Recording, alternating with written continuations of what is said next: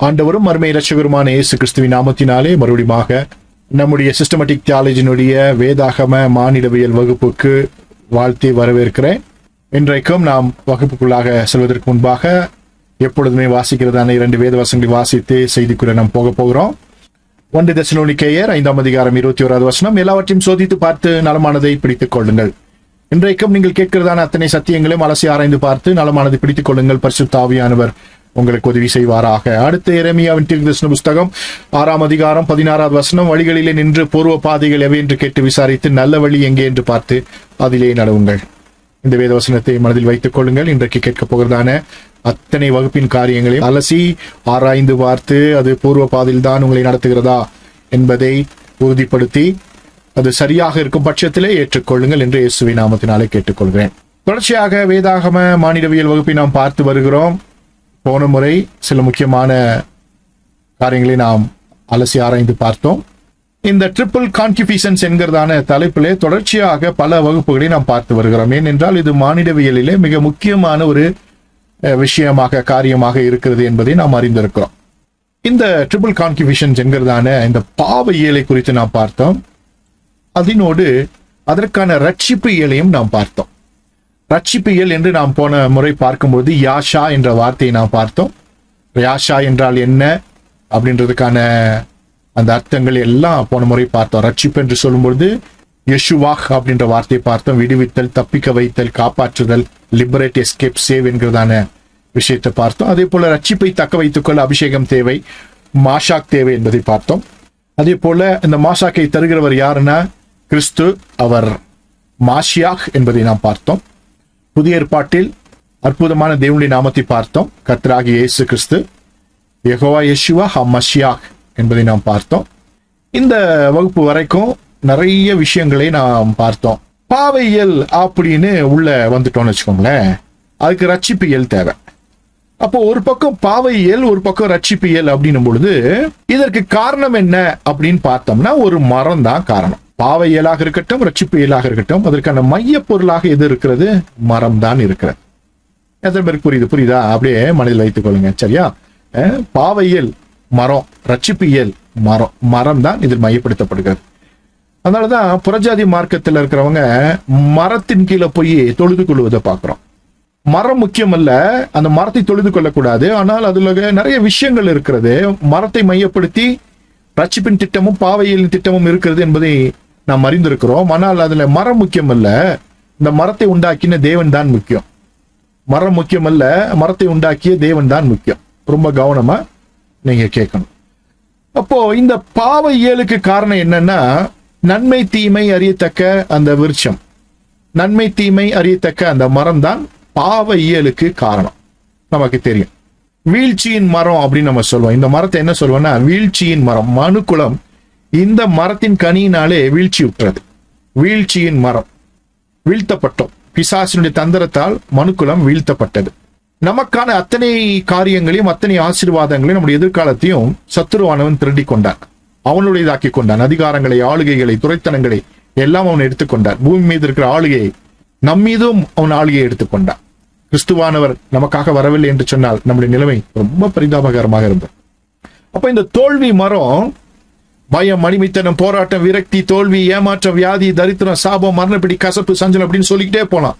அத்தனை விஷயங்களை மனுக்குலத்திற்குள்ளாக கொண்டு வந்து விட்டார். இது தோல்வியின் மரம். இது ஏதேனின் மரம், இது தோல்வியின் மரம்.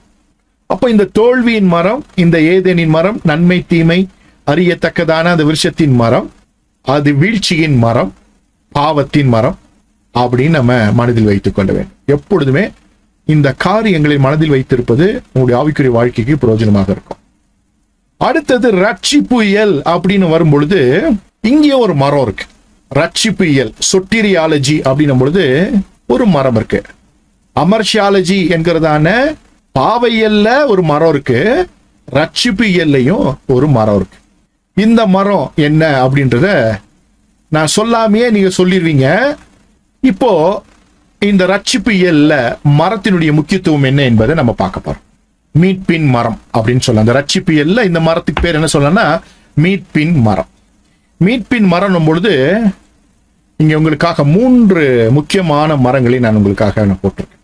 முதல்ல பேழையின் மரம், மீட்பின் மரம் பொழுது பேழையின் மரம். முதல் 2000 ஆண்டுகள் ஆதாமிலிருந்து ஆபிரகாம் வரைக்கும் அப்படின்னு டென்டேட்டிவா வைத்துக் கொள்ளலாம். முதல் 2000 ஆண்டு பேழையின் மரம். அடுத்தது ஆபிரகாமிலிருந்து இயேசு கிறிஸ்து காலம் வரைக்கும் ஆசரிப்பு கூடாரத்தின் மரம், 2000 ஆண்டுகள். மூன்றாவது சிலுவை மரம், இயேசு கிறிஸ்துவிலிருந்து இன்றைக்கு வரைக்கும் மீட்பின் மரம், சிலுவையின் மரம். மறுபடியும் சொல்றேன், மரம் அல்ல, மரத்தை உண்டாக்கின தேவன் முக்கியமானவர். சிலுவை அல்ல, சிலுவையில் தொங்கின கிறிஸ்துவே முக்கியமானவர். எத்தனை பேருக்கு புரியுது? வேற விதமா புரிஞ்சுக்க கூடாது, ரொம்ப கவனமா இருக்கணும். மரம் என்று சொன்னால் மரம் முக்கியம் அல்ல, மரத்தில் நமக்காக தொங்கின கிறிஸ்துவானவர் தான் முக்கியம். அதை அடையாளப்படுத்துவதற்காக, தெரிந்து கொள்வதற்காக ஒரு விஷயத்தை நான் சொல்லிக் கொடுத்து கொண்டிருக்கிறேன். வீழ்ச்சியின் மரம் ஏதேனின் மரம், அதே போல மீட்பின் மரம் சிலுவையின் மரம். இங்க 2000 போட்டிருக்க 2000 ஆண்டு, அப்போ 6000 ஆண்டுகள். இந்த உலகம் 7000 ஆண்டு தான் அப்படின்னு நிறைய வீடியோவில் நம்ம பேசியிருக்கோம். அந்த வீடியோஸை பார்த்தா தான் இந்த வகுப்பு நமக்கு புரியும். நம்முடைய ஆப்ல அந்த 2 வீடியோவும் இருக்கு. 7000 இயர் பிளான், அதாவது தேவனின் 7000 ஆண்டு திட்டம், பாகம் 1 பாகம் 2 நம்முடைய மூடல் ஆப்ல போனஸ் கிளாஸஸ்ல இருக்கு. ஒரு முறையாகிலும் இந்த 2 வகுப்பையும் கவனித்து பாருங்கள். அப்போ இங்க பாக்குறோம் 3 மரம், மீட்பின் மரம். முதல் 2000 ஆண்டுல பேழை, 2வது 2000 ஆண்டுல ஆசரிப்பு கூடாரம், 3வது 2000 ஆண்டுல சிலுவையின் மரம். இப்போ மீட்பின் மரம் அப்படின்னும் பொழுது பேழையின் மரம் அப்படின்னு நான் உங்களுக்கு சொன்னேன். முதல் 2000 ஆண்டுகள், அந்த முதல் 2000 ஆண்டுகள் அந்த காலகட்டத்துல தான் நோவாவினுடைய அந்த பேழை கர்த்தர் அவனுக்கு சொல்லி அவன் ஒரு பேழையை செய்கிறான். மழையே இல்லாத காலத்தில், மழையை பார்த்தில்லாத காலத்தில் வெட்டாந்தரையில் ஒரு பேழையை அவன் செய்கிறான். இந்த பேழைக்குள்ளாக வந்தவர்கள் எல்லாம் காப்பாற்றப்பட்டார்கள். ஆனால் 8 பேர் தான் உள்ள வந்தாங்க, மற்றவங்க யாரும் வரல. முதல் 2000 ஆண்டினுடைய திட்டத்துல 8 பேர் தான் உள்ள இருந்தாங்க. இந்த பேழை 2 ஆண்டுகள் மிதந்து அதுக்கப்புறம் தரை தட்டி உள்ள இருந்து எல்லாம் வெளியே வந்துட்டாங்க இல்லையா? நான் சொல்றது சரிதானா? சரியா? ஓகே. சோ இந்த பேழை மிதந்து தரை தட்டி உள்ளே இருந்து எல்லாம் வெளியே வந்துட்டாங்க. அப்போ வேத வசனம் ஒண்ணு சொல்றாரு, ஆதியாகமம் 8:20, அப்பொழுது நோவா கர்த்தருக்கு ஒரு பலிபீடம் கட்டி சுத்தமான சகல மிருகங்களிலும் சுத்தமான சகல பறவைகளிலும் சிலவற்றை தெரிந்து கொண்டு அவைகளை பலிபீடத்தின் மேல் தகன பலியாக பலியிட்டார் அப்படின்னு. இங்க பாக்குறோம், நோவா வெளியே வந்த உடனேயே ஒரு பலிபீடத்தை கட்டி சுத்தமான மிருகங்களை அங்கே பலியிடுகிறான், தேவனுக்கு முன்பாக பலியிடுகிறான். அப்போ அவங்களுக்கு எங்க இருந்து இந்த விறகு கிடைச்சிச்சு? எங்க இருந்து அந்த விறகு எடுத்திருப்பான்? எங்க இருந்து அதற்கான கட்டைகளை, மரத்தை எடுத்திருப்பான் அப்படின்னா, அவனுக்கு பக்கத்துல இருக்கிறது ஒன்னே ஒண்ணுதான், என்னன்னா பேழை தான், காஞ்சி போன மரம். ஏன்னா பல வருடங்களாக கட்டின பேழை இப்போ தண்ணியில நனைஞ்சு காஞ்சி இப்போ இருக்கு. அப்படியே கற்பனை பண்ணி பாருங்க, அந்த மரத்தை எடுத்து பலிபீடத்துல வச்சு பலியிடுறான். ஒரு மரத்தால மனுக்குலம் வீழ்ந்துச்சு, இன்னொரு மரத்தால காப்பாற்றப்பட்ட அந்த கூட்டம் அந்த மரத்தின் பலகைகளால், அந்த கட்டைகளால் கர்த்தருக்கென்று ஒரு பலியை செலுத்துகிறார். பற்ற வைத்து அங்கே தகன பலி, தகன பலினா பர்ன்ட் ஆஃபரிங் அப்படின்னு இருக்கும். பர்ன்ட் ஆஃபரிங் இங்கிலீஷ்ல இருக்கும். தகன பலி, எரித்து ஒன்றும் இல்லாமல் ஆக்குது, கர்த்தருக்கு முன்பாக அதை எரித்து சாம்பல் ஆக்குது. இப்போ மீட்பின் மரம் ரொம்ப ரொம்ப முக்கியமான மரம். பேழை காப்பாற்றிட்டு அந்த பேழையின் மரமே கர்த்தருக்கு பலிபீடத்தின் விறகாக இருந்தது அப்படின்னு மனதில் வைத்துக் கொள்ளுங்க. இப்போ அந்த காலகட்டத்தில் ஒரு மீட்பின் மரம், வீழ்ச்சியின் மரத்துக்கு பின்பு ஒரு மீட்பின் மரம், அது பேழையின் மரம். இப்போ நான் சொன்ன விஷயங்கள்லாம் சொன்னேன் இல்லையா, அந்த பேழையோட மரத்துல இருந்து தான் எரிச்சிருப்பாங்கன்னு. அதுக்கு பைபிள் எவிடன்ஸ் எல்லாம் இல்லை, சரியா? ஆனால் புரிந்து கொள்வதற்காக நான் சொல்லுகிறேன். ஏன்னா அடுத்து வரப்போகிற காரியத்துல ஈஸியா உங்களுக்கு புரிஞ்சிடும், சரியா? Okay, right. இப்போ அடுத்தது மீட்பின் மரம் அப்படின்னும் போது ஆசரிப்பு கூடாரத்தின் மரம், 2வது 2000 ஆண்டுகள். இந்த 2வது 2000 ஆண்டுகள்ல மோசேயின் காலத்திலிருந்து ஆண்டவர் என்ன பண்றாருன்னா ஒரு ஆசரிப்பு கூடாரத்தின் திட்டத்தை தருகிறார். அந்த ஆசரிப்பு கூடாரம் பலகைகளால் ஆனது. எத்தனை பேருக்கு புரிஞ்சுச்சு? படிச்சிருக்கீங்க தானே? ஆசரிப்பு கூடாரம் எதனால உண்டானுச்சுங்க? பலகைகளாலும் துணிகளாலும். ஃபுல்லா பலகை தான். உள்ளேயும் பலகை, பரிசுத்த ஸ்தலமும் மகா பரிசுத்த ஸ்தலமும் பலகை, பிரகாரத்தின் ஓரங்களிலும் பலகைகள் அடிச்சு என்ன பண்ணியிருந்தாங்க? அந்த துணிகளை அவங்க கட்டியிருந்தாங்க. அதுவும் ஒரு மரம் தான். அந்த ஆசரிப்பு கூடாரத்துக்குள்ள வந்தவங்கள்லாம் வாழ்வடைந்தாங்க. அவங்க பாவங்களுக்கான பாவ நிவர்த்தி கிடைத்தது. அவர்கள் பாவங்கள் மன்னிக்கப்பட்டது, நீதிமான்கள் ஆக்கப்பட்டார்கள், அவர்கள் ஆசீர்வதிக்கப்பட்டார்கள். எப்படி பேழைக்குள்ளாக வந்தவர்கள் ஆசீர்வதிக்கப்பட்டார்களோ அதே போல ஆசரிப்பு கூடாரத்திற்குள்ளாக வந்தவர்கள் எல்லாம் அங்கே ஆசீர்வதிக்கப்பட்டார்கள். ஆசரிப்பு கூடாரம் இல்லாத பொழுது ஆபிரகாம், ஈசாக்கு, யாக்கோபு அவங்கெல்லாம் பலிபீடத்தில் விறகுகளை வெட்டி அடுக்கி அதை எரித்து தகன பலியாக அதன் மீது பலிகளை செலுத்தினார்கள். ஆபிரகாம், ஈசாக்கு, யாக்கோபு என்பவர்கள் பலிகளை செலுத்தினார்கள். மரக்கட்டைகளை வைத்து பற்ற வைத்து ஒரு பலியை செலுத்தினார்கள், தகன பலியை செலுத்தினார்கள். இங்க ஆசரிப்பு கூடாரம் வந்ததுக்கு அப்புறம் ஆசரிப்பு கூடாரமும் பலகை தான். அதுக்கு முன்னால ஒரு பலிபீடம் இருக்கிறது. பலிபீடம் மரம் முக்கியமான விஷயம். இந்த மீட்பின் மரத்துல பலிபீட மரம். இந்த பலிபீட மரம்னா என்னன்னா, அங்க மோசே கிட்ட ஆண்டவர் சொல்றாரு, ஒரு பலிபீடத்தை நீ உண்டாக்கு அப்படின்றார். அதாவது பிரேசன் ஆல்டர், அதாவது வெங்கலத்தால் என்ன பண்ணு, ஒரு மிகப்பெரிய ஆல்டர், ஒரு பலிபீடத்தை கட்டு அப்படின்றார். கட்ட சொல்லும் பொழுது அது பலிபீடம் எதுல இருக்கணும் அப்படின்னு சொல்லியிருக்குன்னா வேதம் பிரேசன் ஆல்டர், அதாவது வெங்கலத்துல. ஆனா அது முழுக்க முழுக்க வெங்கலத்தால் செய்யப்படல. யாத்திராகம் 27:1-2 வாசிக்கும் பொழுது 5 முழ நீளமும் 5 முழ அகலமும் சித்தி மரத்தால் பலிபீடத்தை உண்டு பண்ணுவையாக, அது சதுரமும் 3 முழ உயரமாய் இருப்பதாக, அது 4 முளைகளையும் 4 கொம்புகளை உண்டாக்குவாயாக, அதன் கொம்புகளோடு அதனோடு ஏகமாய் இருக்க வேண்டும், அதை வெண்கல தகட்டால் மூட வேண்டும். இந்த பலிபீடமும் மர பலிபீடம் தான், ஆனா இத வெண்கல தகட்டால மூடி இருக்கிறாங்க. அப்போ மீட்பின் மரம் அங்கே பேழை, இங்கே பலிபீடம். பலிபீடத்துல தான் ஜனங்களுக்கான பலி செலுத்தி பாவ நிவர்த்தி உண்டாகும். அந்த பலிபீடத்துக்குள்ளேயும் மரம் தான் இருந்தது. சீத்தீம் என்கிறதான அகேசியா மரம் தான் உள்ள இருந்துச்சு. இப்ப புரிஞ்சிருக்கும். இந்த மரம் வெங்கலத்துக்குள்ள இருக்கு. அந்த பலிபீடத்துல எவ்வளவுதான் பலிகளை செலுத்தினாலும், எவ்வளவுதான் சூடு ஏறினாலும், வெங்கலத்துக்குள்ள இந்த பலகை இருக்கிறனால அது அப்படியே தான் இருக்கு. அப்போ ஆண்டவர் என்ன சொல்ல விரும்புறார் நம்ம கிட்ட அப்படி யோசித்து பாருங்களேன். அங்க பேழையின் மரம், அதை கொண்டதான ஒரு பலிபீடம், அதை வைத்ததான கற்கால் கட்டப்பட்டதான ஒரு பலிபீடம், அதுல விறகுகளை வைத்து தகன பலியிட்டார்கள். இங்கே தேவாலயத்துல ஆசரிப்பு கூடாரத்துல ஒரு பலிபீடம், அதற்குள்ளேயும் ஒரு மரம், அதற்கு மேலேயும் மரம், அதுல பலிகளை செலுத்தினார்கள். அப்போ மரம் என்பது இங்கே மீட்புக்கான ஒரு அடையாளமாக இருப்பதை நாம் பார்க்கிறோம். ஏனென்றால் மனிதனை நினைவுபடுத்தணும், நீ எதனால வீழ்ந்த, எதனால நான் உன்னை மீட்கிறேன், எதை கொண்டு நீ வீழ்த்தப்பட்டாயோ அதை கொண்டே நீ மீட்கப்படுகிறாய். ரொம்ப ரொம்ப முக்கியமான ஒரு விஷயம். அடுத்தது 3வது சிலுவையின் மரம். 3வது 2000 ஆண்டு ஆண்டவராகிய இயேசு கிறிஸ்து நமக்காக மனிதனாய் இந்த உலகத்தில் வந்ததிலிருந்து மரித்து உயிர்த்து பரமேறி சென்று திரும்ப வரப்போகிறார். பரமேறி சென்றதிலிருந்து இன்றைக்கு வரைக்கும் சிலுவையின் மரம் முக்கியமான அடையாளமாக இருக்கிறது. கிறிஸ்தவம் என்று சொன்னாலே சிலுவையின் மரம், அதுல மாற்று கருத்தே இல்லை. 3வது 2000 ஆண்டுல மீட்புக்கான மரம், அதுக்கு அடையாளமான மரம் சிலுவையின் மரம். மரம் முக்கியம் அல்ல, மரத்தில் தொங்கிய கிறிஸ்து இயேசுவானவரே முக்கியம். அடையாளப்படுத்துவதற்காக இங்க மரத்தை குறித்து நான் சொல்லிக் கொண்டிருக்கிறேன். மீட்பின் மரம் சிலுவையின் மரம். கொலோசியர் 1:20 சொல்கிறது, அவர் சிலுவையில் சிந்தின ரத்தத்தினாலே சமாதானத்தை உண்டாக்கி பூலோகத்தில் உள்ளவைகள் பரலோகத்தில் உள்ளவைகள் யாவையும் அவர் மூலமாய் தமக்கு ஒப்புரவாக்கி கொள்ளவும் அவருக்கு பிரியமாயிற்று. ஒரு அற்புதமான ஒரு விஷயம் இல்லையா? அவர் சிலுவையில் சிந்தின ரத்தத்தினாலே சமாதானத்தை உண்டாக்கி பூலோகத்தில் உள்ளவைகள் பரலோகத்தில் உள்ளவைகள் யாவையும் அவர் மூலமாய் தமக்கு ஒப்புரவாக்கி கொள்ளவும் அவருக்கு பிரியமாயிற்று.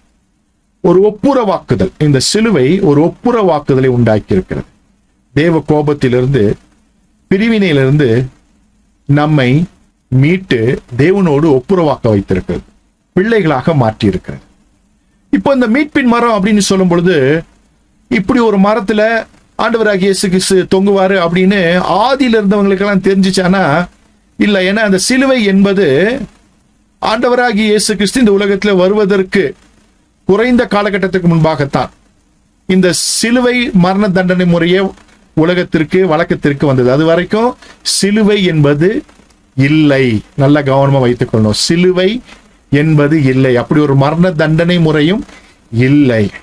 BC 71 ஆண்டவராக இயேசு கிறிஸ்து பிறப்பதற்கு முன்பாக BC 71 பிஃபோர் கிரைஸ்ட் சிலுவை மரண தண்டனை அப்பதான் இன்ட்ரடியூஸ் பண்றாங்க. அவருடைய வரலாறு ஸ்பார்டகஸ் ரிவோல்ட் அப்படின்னு சொல்லுவாங்க. ஸ்பார்டகஸ் கலகம் BC 73 இருந்து 71. அதாவது ஸ்பார்டகஸ் கலகம் என்பதுன்னா அடிமைகள் ரோம கிரேக்க சாம்ராஜ்யத்துக்கு எதிராக, அதாவது ரோமர்களுக்கு எதிராக கலகம் பண்ணினார்கள். கிளாடியேட்டர்ஸ் சொல்லுவாங்க. அந்த கிளாடியேட்டர்ஸ் அடிமைகள் அவங்க அரசாங்கத்துக்கு எதிராக கலகம் செய்து நாட்டில மிகப்பெரிய சேதத்தை விளைவித்து பெரிய பெரிய தலைவர்கள் எல்லாம் கொன்று கொண்டிருந்த காலம். அப்போ மார்க்கஸ் லிசினியஸ் கிரேசஸ் அப்படின்ற ஒரு படை தளபதியை அவர்கள் அனுப்பி வைத்து இந்த கலகத்தை அடக்க சொல்லுகிறார்கள். அவர் இந்த ஸ்பார்டகஸ் கலகத்தை அடக்க என்ன பண்றாருன்னா, இவர் தான் முதல்ல உலகத்துல சிலுவை மரண அந்த தண்டனையை உருவாக்குறாரு. ஏன்னா ஒரே நாள்ல பல ஆயிரம் இந்த அடிமைகளை பிடிச்சிட்டாங்க. பிடிச்சு என்ன பண்ணாங்கன்னா இப்ப கொல்ல போறாங்க 6000 பேர். அப்போ இமிடியேட்டா இவங்க 6000 பேரையும் கொல்லணும். அதே போல இப்படி இவங்களை கொல்றதுனால மற்றவங்களுக்கு பயம் அவங்களும் இந்த தப்பு செய்யக்கூடாது. அதாவது ரோமர்களை பொறுத்தளவிற்கு அது தவறு, ஆனால் இந்த அடிமைகளை பொறுத்தளவிற்கு அது விடுதலையின் போராட்டம். அந்த விடுதலையின் போராட்டத்தை நசுக்கி 6000 பேர் என்ன பண்ணாங்கன்னா, உலகத்திலேயே அன்றைக்கு நீளமான பாதையாக இருந்த ரோடாக இருந்த அப்பியா லாங்கிரம் என்கிறதான அந்த ரோட்ல ஏறக்குரிய 536 கிலோமீட்டர் லென்த் இருக்கிற ஒரு ரோடு, அதுல ஆரம்பிக்கிறதான அந்த இடத்துல, அதாவது இத்தாலியில அப்பியா லாங்கிரம் அப்படின்னு சொல்ற அந்த இடத்துல என்ன பண்ணாங்கன்னா, அங்க இருந்த மரங்கள் எல்லாம் வெட்டி சிலுவைகளாக இப்படி செய்து 6000 பேரை அப்படியே தொங்க வச்சாங்க. 62 கிலோமீட்டர் நிலத்துக்கு 536 கிலோமீட்டர் இருக்கிறதான அந்த பாதையில முதல் பகுதியில 62 கிலோமீட்டருக்கு 6000 பேரை தொங்க வச்சாங்க. அதை பார்த்து எல்லோரும் பயந்து அடிமைகள் எல்லாம் மறுபடியும் அடிமைகளாக அடக்குமுறைக்குட்பட்டு மடிந்து போன காலம், அடிமைகளாகவே வாழ்ந்த காலம். ஏன்னா அந்த சிலுவையில தொங்க வச்சா வாரக்கணக்கில் அப்படியே தொங்கிட்டு கிடந்தாங்க எல்லாம். இந்த கழுகுகள் அதே போல சின்ன மிருகங்கள் எல்லாம் சிலுவை மேல ஏறி அவங்க வயிற்ற கடிச்சு உள்ள ஓட்ட போட்டு குடல்லாம் தொங்க வச்சு கண்ணை புடுங்கி அப்படி அகோரமாக வாரக்கணக்கில் தொங்கி மரித்து போனதான ஒரு மிகப்பெரிய கொடூரமான மரண தண்டனை. ஆண்டவராக இயேசு கிறிஸ்து வருவதற்கு முன்பாகத்தான் இந்த மரண தண்டனை முறையை அவர்கள் கண்டுபிடித்தாங்க. இது ரொம்ப பவர்ஃபுல்லா யூஸ்ஃபுல்லா இருக்கு, கலகங்களை எல்லாம் அடக்க முடியுது அப்படின்றனால ராஜாங்கத்துக்கு எதிராக கலங்கம் பண்ணுகிற யாரா இருந்தாலும் சிலுவை மரணத்தை அவர்கள் அவங்களுக்கு கொடுத்தாங்க. ஆண்டவராக இயேசு கிறிஸ்துவுக்கும் சிலுவை மரணத்தை கொடுத்தாங்க. அதை குரூசிபிக்சியோனம் அப்படின்னு சொல்லுவாங்க. அந்த குரூசிபிக்சியோனத்துல 2 பகுதி இருக்கும் அந்த சிலுவையில, பேட்டிபுலம் ஸ்டாட்டிகுலம்னு. ஸ்டாட்டிகுலம்ன்றது எப்பவுமே ஸ்டாட்டிக்கா ஒரு இடத்துல நிக்க வைப்பாங்க, அதனால அது பேர் ஸ்டாட்டிகுலம். பேட்டிபுலம்ன்றது அதை தூக்கிட்டு போய் காலை அடிச்சு கயிறெல்லாம் கட்டி அந்த ஸ்டாட்டிகுலத்துல தொங்க வச்சு காலை இழுத்து அடிச்சு தொங்க வைப்பாங்க. சரியா? ஓகே. இப்போ அந்த கிராஸ் பாக்குறீங்க, ஒரு சிலுவை தெரியுது இல்லையா, கிராஸ். இந்த கிராஸ்ல தான் இயேசு கிறிஸ்து தொங்குவாரு அப்படின்ற செய்தி ஆதியாகமத்திலிருந்து இருக்கிறது. ஆனா இந்த சிலுவை மரம் கண்டுபிடிக்கப்பட்ட காலம் ஆண்டவராக இயேசு கிறிஸ்து பிறப்பதற்கு முன்னாலதான். அது வரைக்கும் சிலுவை மரணம் என்பது இல்லை. ஆனா அந்த சிலுவை குறித்த செய்தி வேதாகமத்தின் மொழியான எபிரேய மொழியில ஆதியிலிருந்து இருக்குது. எபிரேய மொழியை வலதுபுறத்திலிருந்து இடதுபுறமா வாசிக்கணும். 3 விதமான எபிரேய எழுத்துக்கள் இருக்குது. கீழே இருக்கிற எழுத்து கீழே இருக்கு பாருங்க, அது கட்ட வஷூரித், இன்றைய மாடர்ன் ஹீப்ரு. நடுவில் இருக்கிறது கட்ட விவரித், மோசே காலத்து ஹீப்ரு. மேல இருக்கிறது கட்ட மிக்ராயித், ஆதாமிலிருந்து யோசேப்பு வரைக்கும் பயன்படுத்தப்பட்டதான சித்திரை எழுத்து, பிக்டோகிராஃபி ஹீப்ருன்னு சொல்லுவாங்க. அதுல முதல் எழுத்து கடைசி எழுத்து பாத்தீங்கன்னா அந்த கடைசி எழுத்து சிலுவை வடிவத்தில் இருக்கும்.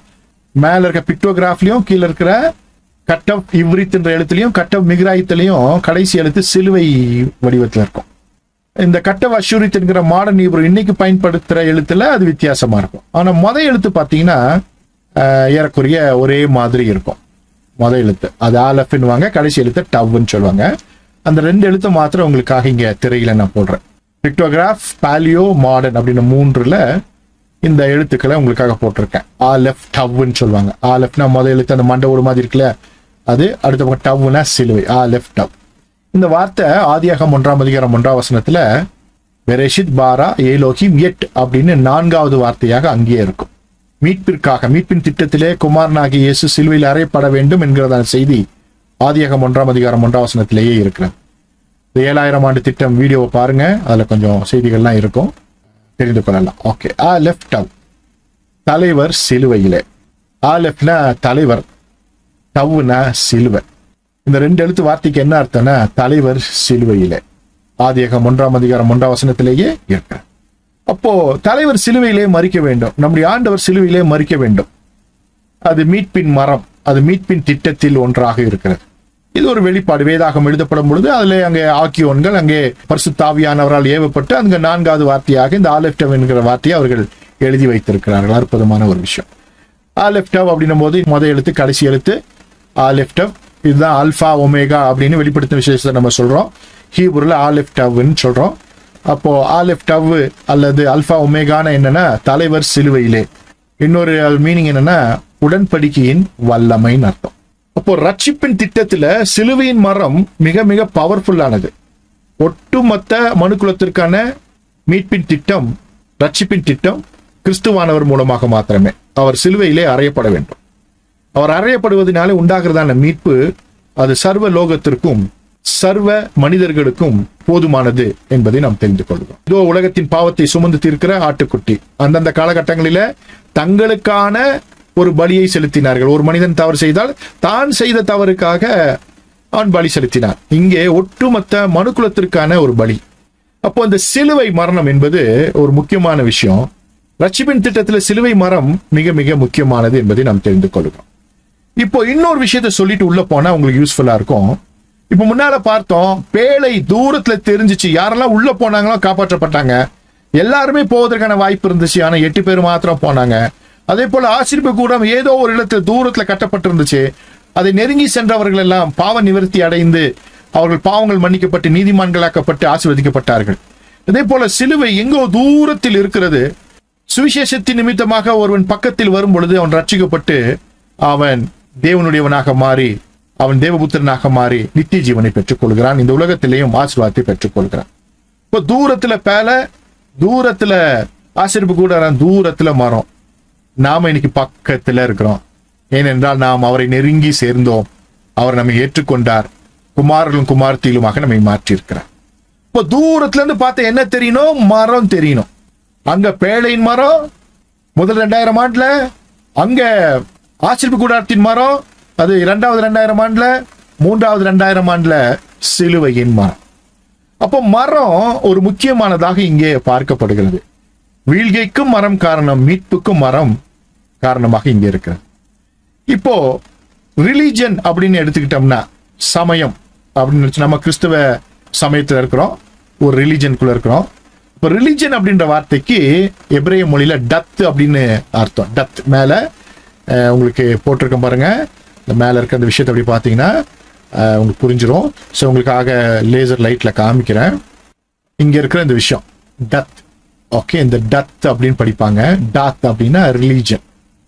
ரிலீஜன் அதை பிக்டோகிராஃப் எழுத்துல கீழே எழுதியிருக்கிறான். பச்சை கலர்ல இருக்குது முதல் எழுத்து, சிகப்பு கலர்ல இருக்குது இன்னொரு எழுத்து. அந்த எழுத்து உங்களுக்கு ஏற்கனவே சொல்லி கொடுத்தேன். டவ், கிராஸ் அப்படின்னு சொல்லிட்டேன். சிலுவை. டவ்ன்ற எழுத்து சிலுவை வடிவத்திலே இருக்கிறது. அதுக்கப்புறம் இங்க பச்சை கலர் இருக்குல்ல, அது பேர் டாலத்து அப்படின்னா டோருன்னு அர்த்தம். ரிலீஜன்னா அதுக்கு 2 எழுத்துக்கள் பயன்படுத்தப்பட்டிருக்கு. அதற்கான அர்த்தம் என்னன்னா வாசல், சிலுவைன்னு அர்த்தம். வாசல், சிலுவை. எபிரேய மொழியை பொறுத்தளவிற்கு எழுத்துக்களினுடைய அந்த அர்த்தம் தான் வார்த்தையுடைய அர்த்தமாக பார்க்கப்படுகிறது. அப்போ இந்த 2 எழுத்துக்கான அர்த்தம் என்ன? டத்துனா என்ன அப்படின்னா சிலுவையின் வாசல்னு அர்த்தம். அதாவது ஒரு மார்க்கம் என்று உலகத்தில் இருந்தால், ஒரு ரிலிஜன் இருந்தா உள்ள பார்த்தா மரம் தெரியணும். என்ன மரம் தெரியணும்? சிலுவை மரம் தெரியணும். இந்த உலகத்துல எத்தனையோ மார்க்கங்கள் இருக்குது, மதங்கள் இருக்குது, சமயங்கள் இருக்கிறது. உள்ள போய் எட்டி பார்த்தீங்கன்னா அங்க சிலுவை மரம் இருக்காது. அதுல வேற ஒன்ன சொல்லும். மாற்று மதங்கள் எல்லாம் சிலுவையில் அறையப்படாத இயேசுவை சொல்லுகிற மார்க்கங்கள் இருக்கிறது.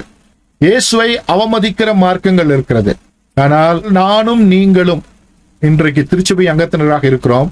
உள்ள வந்தா என்னதான் தெரியுதுன்னா சிலுவை தான் தெரியுது. அதனாலதான் சிலுவை குறித்த உபதேசம் கெட்டு போகிறவர்களுக்கு பைத்தியமாயும் நமக்கோ தேவ பலனாய் இருக்கிறது. அப்போ ரிலிஜன் அப்படின்னு சொன்னா உள்ள என்ன தெரியணும்னா டோரை திறந்து உள்ள பார்த்தா சிலுவை தெரியணும். உலகத்துல எந்த மதத்திலையும் உள்ள திறந்து பார்த்தா சிலுவை தெரியாதுங்க, கிறிஸ்தவத்தை தவிர. இஸ்லாமுக்குள்ள உள்ள பார்த்தீங்கன்னா தெரியாது. இந்து மார்க்கத்துக்குள்ள உள்ள போய் பார்த்தீங்கன்னா அங்க சிலுவை இருக்காது.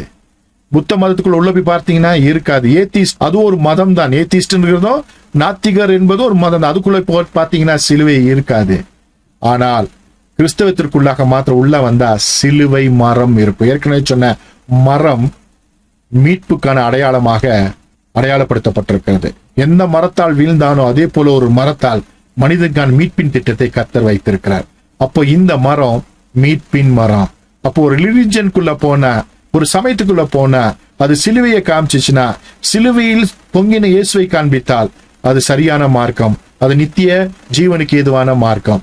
அதனால்தான் பவுல் அப்போஸ்தலன் சொல்றாரு, சிலுவை குறித்த உபதேசம் கெட்டு போர்கள் பைத்தியமாயும் நமக்கோ தேவபலனாய் இருக்கிறது. இன்னொரு ஸ்கிரீன்ல அப்படி பார்க்கலாம் உங்களுக்காக. அவர்கள் அவர் நோக்கி பார்த்து பிரகாசம் அடைந்தார்கள், அவர்கள் முகங்கள் வெட்கப்படவில்லை.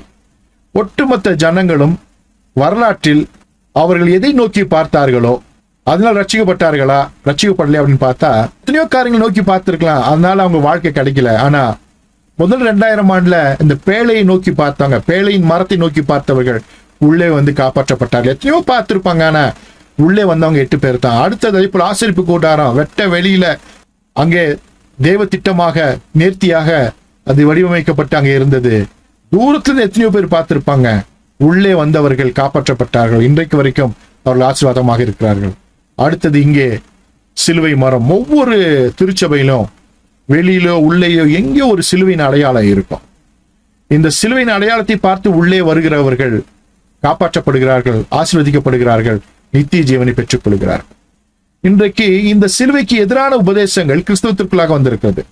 அந்த சிலுவை வந்து விக்கிரகம் அப்படின்னு சொல்லுகிற ஒரு கூட்டம் இருக்கு, சிலுவையை வைக்கக்கூடாது அப்படின்ற ஒரு கூட்டம் இருக்கு. நான் ஏற்கனவே சொன்னேன், சிலுவை அல்ல, சிலுவையில் தொங்கின இயேசுவே முக்கியம். சிலுவையில் தொங்கின இயேசுவே, கிறிஸ்துவானவரே மேன்மை. அப்போ அவர் எதுல தொங்கினாரோ அதை அடையாளப்படுத்துகிறோமே தவிர அதை நாம் ஆராதிப்பதில்லை. சிலுவையில் தொங்கின இயேசுவை நாம் ஆராதிக்கிறோம், அவருடைய சிலுவையை அடையாளப்படுத்துகிறோம். ஏனென்றால் அது மீட்பின் மரம். அது மீட்பின் மரத்திற்கென்று தேவ திட்டம் என்பதை மறந்துவிடக் கூடாது. கிறிஸ்துவே நம்முடைய தெய்வம், அவரையே ஆராதிக்கிறோம். அவர் தொங்கின சிலுவையை அடையாளப்படுத்துகிறோம். ஏனென்றால் இந்த அடையாளத்தை தேடி வரும் பொழுதுதான் ஒரு மனிதன் ரட்சிக்கப்படுகிறான். அவர்கள் அவரை நோக்கி பார்த்து பிரகாசம் அடைந்தார்கள், அவர்கள் முகங்கள் வெட்கப்படவில்லை. ரொம்ப ரொம்ப கவனிக்க வேண்டிய ஒரு விஷயம். சரி, 3 முக்கியமான விஷயம். இப்போ 3 மரங்களை பார்த்தோம், அதே போல வீழ்கையின் மரத்தையும் பார்த்தோம், மீட்பின் மரங்களையும் பார்த்தோம்.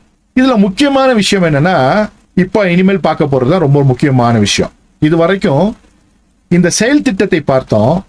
இப்போ உள்ள இருக்கிறதான, அதுக்குள்ள இருக்கிறதான முக்கியமான காரியங்களை நம்ம பார்க்க போறோம். அது என்னன்னா, பலியும் பலிபீடமும். ஆந்த்ரோபாலஜி அப்படின்னு சொன்னா மீட்பின் திட்டம் ரொம்ப ரொம்ப முக்கியம்.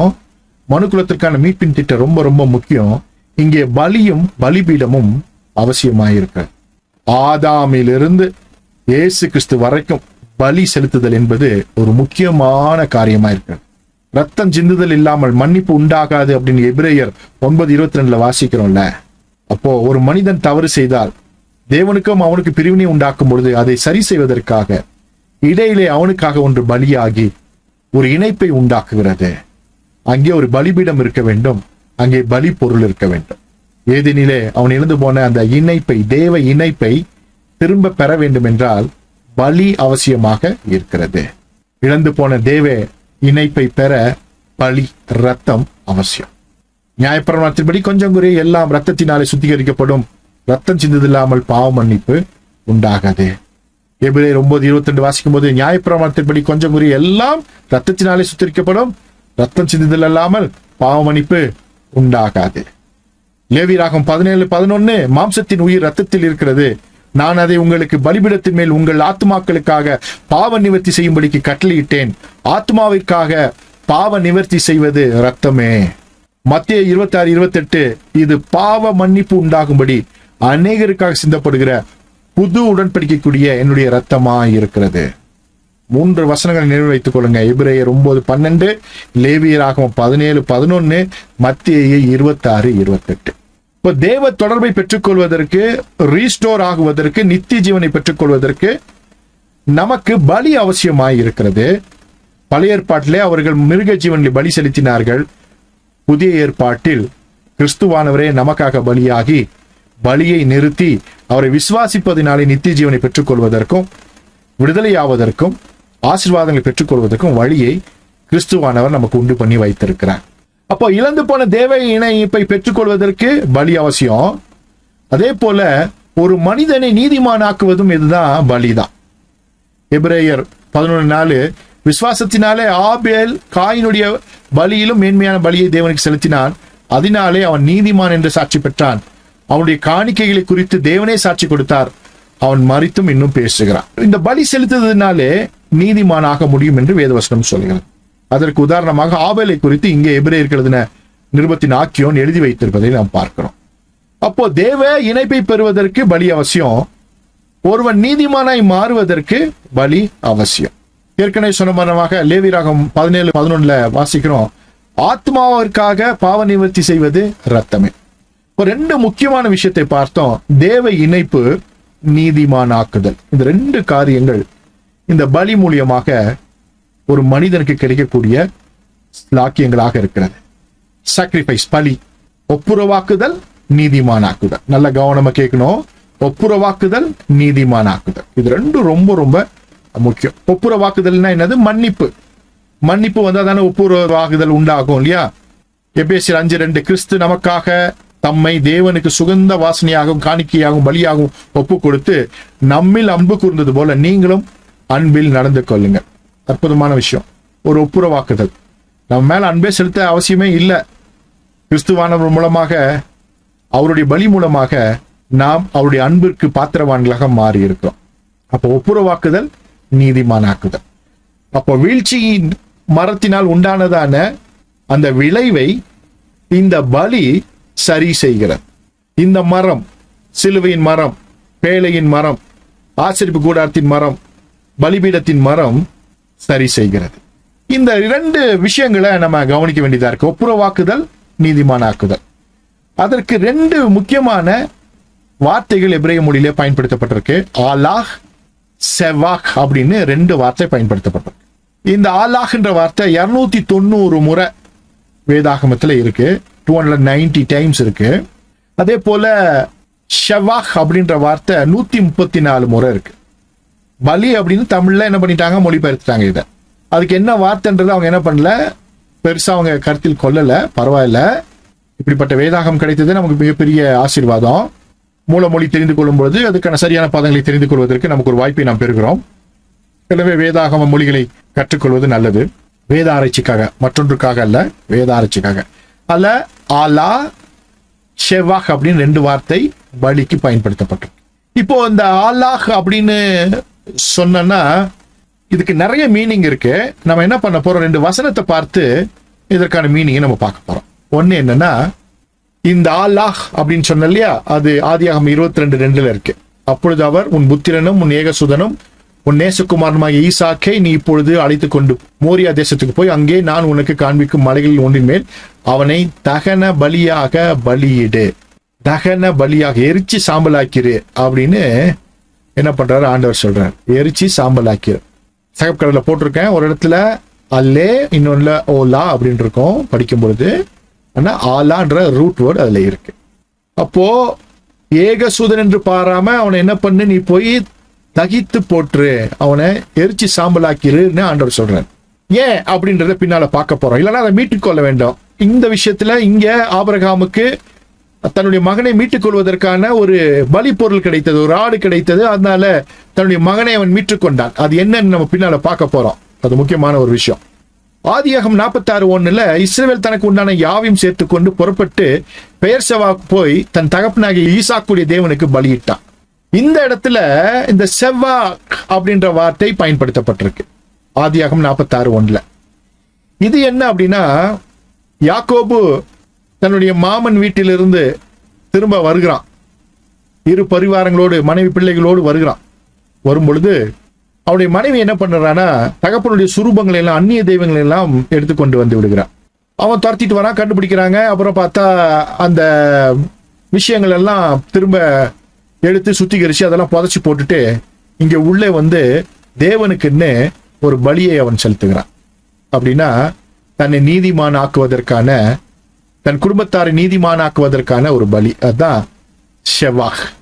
நல்லா புரிஞ்சிருக்கும்னு நினைக்கிறேன். நீதிமான் ஆக்குவதற்கு என்ன வேணும்? ஷெவாஹ் வேணும். ஒப்புரவாகுவதற்கு என்ன வேணும்? ஆலா வேணும். அந்த ஆலாவை சொல்லித்தரேன்னு சொல்லியிருக்கிறேன். இப்போ ஷெவாஹ்னா என்னன்னு புரிஞ்சிருக்கும்? நீதிமான் ஆக்குதல். அதுபோல் ஆலான்றது என்னன்னா ஒப்புரவாக்குதல். பாவங்கள் மன்னிக்கப்படணும், ஒப்புரவாகணும், காப்பாற்றப்படணும் அப்படின்னு 2 முக்கியமான விஷயங்களை நாம பார்க்கிறோம். அப்போ பலி அப்படின்னும் போது ஆலாஹ், ஷெவாஹ், ஒப்புரவாக்குதல், நீதிமானாக்குதல். தமிழ் பைபிள் படிக்கும்போது நிறைய இடங்களில் வார்த்தைகள் சரியாக பயன்படுத்தப்படாதபடினால, பலர் கூடி அதை மொழிபெயர்த்தபடினால சில வார்த்தைகள் நிறைய பிரச்சனை நமக்கு உண்டாக்கும். இந்த விஷயத்துல பிரச்சனை உண்டாக்குற சில விஷயங்களை நான் சொல்லித்தரேன். பலிபீடம் எங்க படிச்சாலும் தமிழ்ல அது பலிபீடம் இல்ல, வெறும் பீடம் தான் இருக்கும். ஆல்டர் அப்படின்னு தான் இருக்கும். மிட்ஸ் பெஹா அப்படின்னு இருக்கும். மிட்ஸ் பெஹா, ஓகே, மிட்ஸ் பெஹ் அப்படிதான் இருக்கும். பீடம் தான் இருக்கும். ஆனா தமிழ்ல பலிபீடம் போட்டிருப்பாங்க. அதே போல உற்சாக பலி, அது உற்சாக காணிக்கை, ஃப்ரீ வில் ஆஃபரிங், அங்க பலின்ற வார்த்தை இருக்காது. அதே போல குற்ற நிவாரண பலி, அதுவும் ட்ரெஸ்பாஸ் ஆஃபரிங், குற்ற நிவாரண காணிக்கை. ஆஷாம் அப்படின்ற வார்த்தை இருக்கு. அதே போல பாவ நிவாரண பலி, காட்டா அப்படின்னு இருக்கு, பாவ நிவாரண காணிக்கை, சின் ஆஃபரிங். இப்ப தமிழ் வேதாகமத்துல காணிக்கை என்று வர வேண்டிய எபிரேய வார்த்தைகளை பலி என்று பல இடங்களில மொழிபெயர்த்திருக்கிறாங்க. அன்னைக்கு இருந்த வாய்ப்புகளை வைத்து அவங்க மிகப்பெரிய அற்புதமான விஷயத்தை செஞ்சிருக்கிறாங்க. அதை குறை சொல்றதுக்கெல்லாம் நமக்கு அந்த அளவில் அறிவெல்லாம் இல்லை, குறைலாம் சொல்லக்கூடாது. வேத ஆராய்ச்சியா இருக்கிறபடினாலே புரிந்து கொள்வதற்காக நான் சொல்லித்தரேன். சரியா? ஓகே.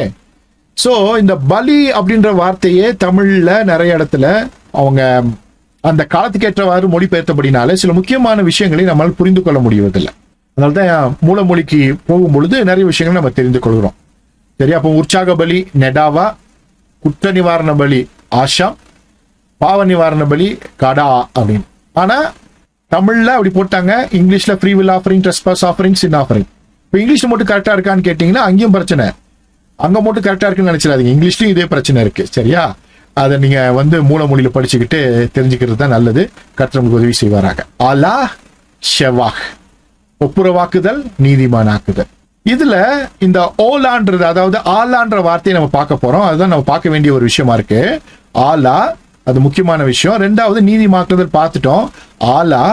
ஆலான்றது 2 விதமான வார்த்தைகள் பயன்படுத்தப்படுது. ஆலா, ஓலா அப்படின்னு 2 வார்த்தைகள் பயன்படுத்தப்பட்டிருக்கு. ஆலானாலும் ஒண்ணுதான், ஓலானாலும் ஒண்ணுதான். சரியா? ஒப்புரவாக்கும் பலி கீழே பர்ன்ட் ஆஃபரிங் தாங்கின பலின்னு போட்டிருக்கேன். 2 ஒண்ணுதான். சரியா? ஆலா, ஓலா. ஆனா ஆலாக்கு 3 எழுத்து, ஓலாக்கு 4 எழுத்து பயன்படுத்தப்பட்டிருக்கும். சரியா? 290 டைம் இந்த ஆலான்ற வார்த்தை இருக்கும், 37 டைம் ஓலான்ற வார்த்தை இருக்கும். அதுல 290ல 37 டைம் ஓலா. எழுத்துக்கள் மாத்திரமே எக்ஸ்ட்ரா, ஆனா மீனிங் ஒன்னே தான். சரியா? நல்லா ஞாபகம் வைத்துக் கொள்ளணும். சரியா? எழுத்து மாத்திரம் 1 எக்ஸ்ட்ரா இருக்கும், ஆனா மீனிங் ஒன்னே தான். இப்போ ஆலா அப்படின்னும் பொழுது ஒப்புரவாக்கும் பலி, அதாவது தகன பலி. ஓலா அப்படின்னும் போது எக்ஸ்ட்ரா ஒரு எழுத்து அங்க இருக்கிறத பாக்குறோம். வாவ் அப்படின்ற ஒரு எழுத்து. வாவ் அப்படின்னா என்ன அர்த்தம்னா செப்பரேட் பண்றது, பிரித்தல்னு அர்த்தம். இந்த இடத்துல டு செப்பரேட். ஓலா அப்படின்னா என்ன அர்த்தம்னா, இந்த பலி மாத்திரம் என்ன சொல்லுதுன்னா தகன பலின்னு சொல்லுது. பர்ன்ட் ஆஃபரிங், எரிச்சு சாம்பல் ஆக்கணும். மரத்தால் அந்த பலியை எரித்து சாம்பலாக்குது.